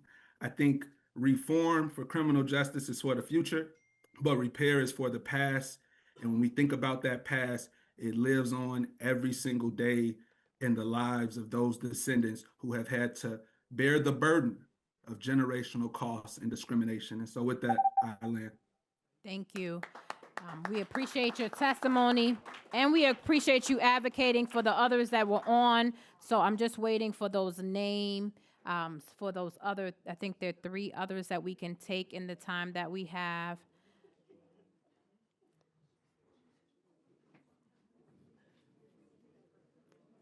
Do we have anyone ready? Are there any, to the media folks, is there anyone prepared now so we can make room for them? Michael Jordan.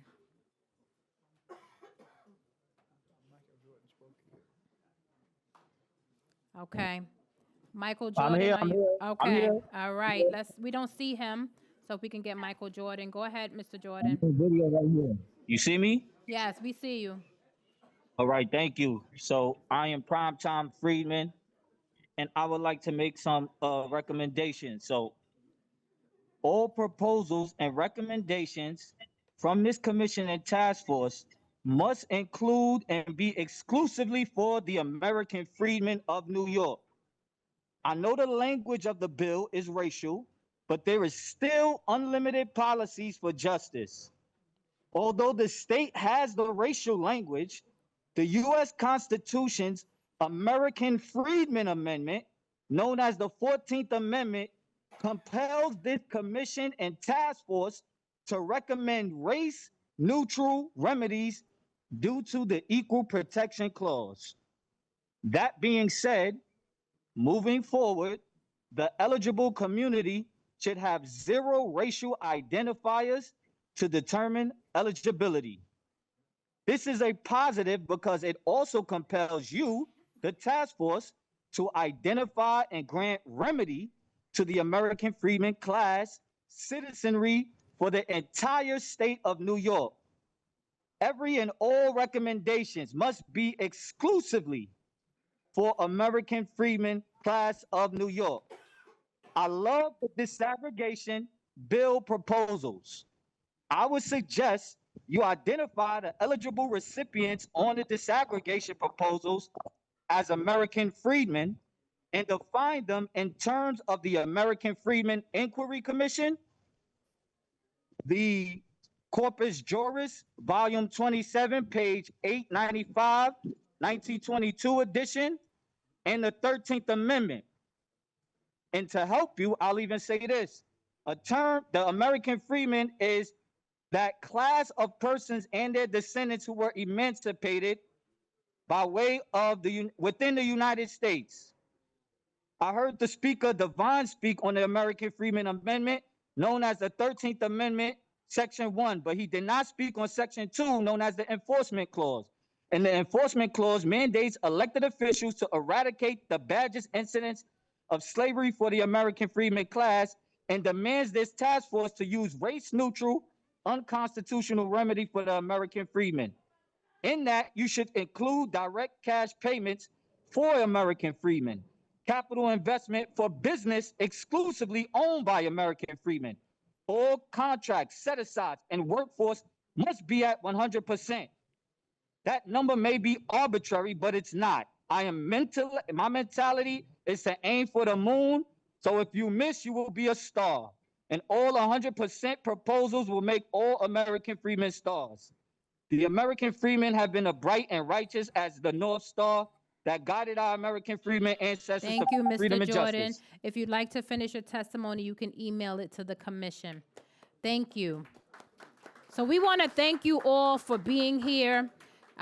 Today in Utica, we have to honor Utica. You certainly came out and you came prepared with recommendations, what we've been asking for. So you heard the assignment and you achieved that, and we are grateful to you. Let's give Utica a round of applause.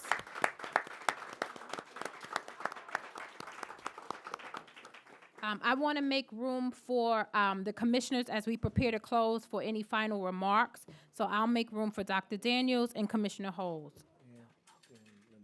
And Linda Brown Robinson. Thank you for that reminder. Well, I think the applause is certainly warranted. I am so glad I was able to come through the snow and all the other obstacles I ran into to be here. There was so much brilliance in the room. There was so much joy in the room. Yes. And there was certainly civility in the room. And I unite with, I think it was Jamel, who talked about divisions and his soul thirsting for harmony.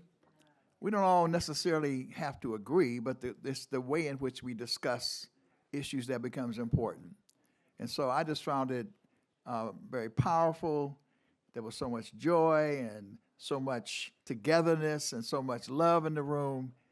This is how we ought to proceed in terms of our hearings, and I hope that this hearing will serve as a model to the other hearings that we've had, that we will have around the state. So thank you, Utica, for providing the blueprint for our future hearings. Thank you very much. Yes, Utica. So I echo a lot of what Dr. Daniels just mentioned. And once again, I appreciate the opportunity to be here. And I appreciate the thoughtful preparation of comments and recommendations for us to consider.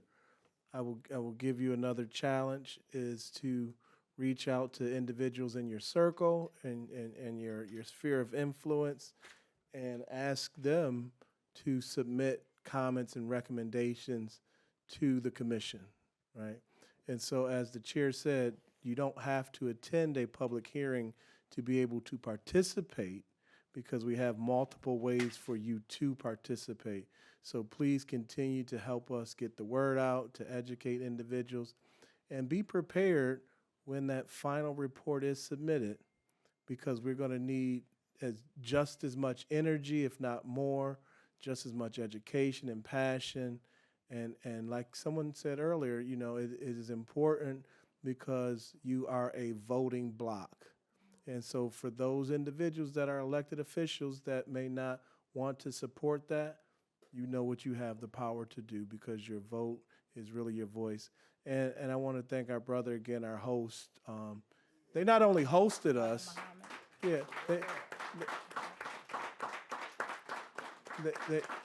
they not only hosted us, but they helped get the word out about the public hearing today.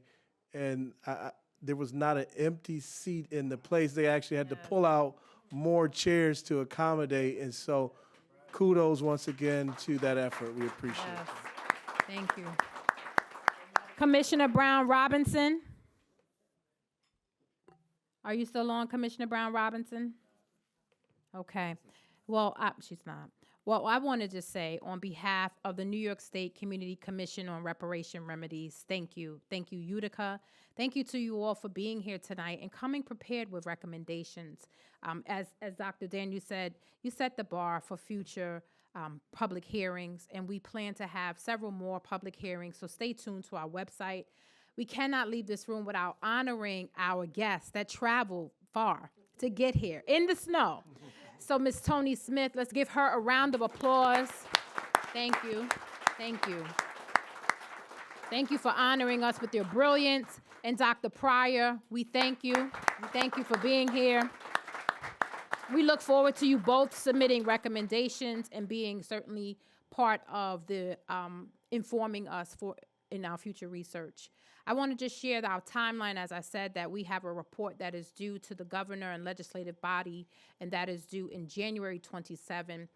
We expect to have that. We hope to have that report in by December of 2026 and spend January through March educating our community on the recommendations. And we hope that you will join us, as Commissioner Hogue says, in champion those recommendations, because we will need you to do your part to get those recommendations actualized. So again, I'm Dr. Charnel Hawkins, and I have the honor of serving as the chair of this great commission.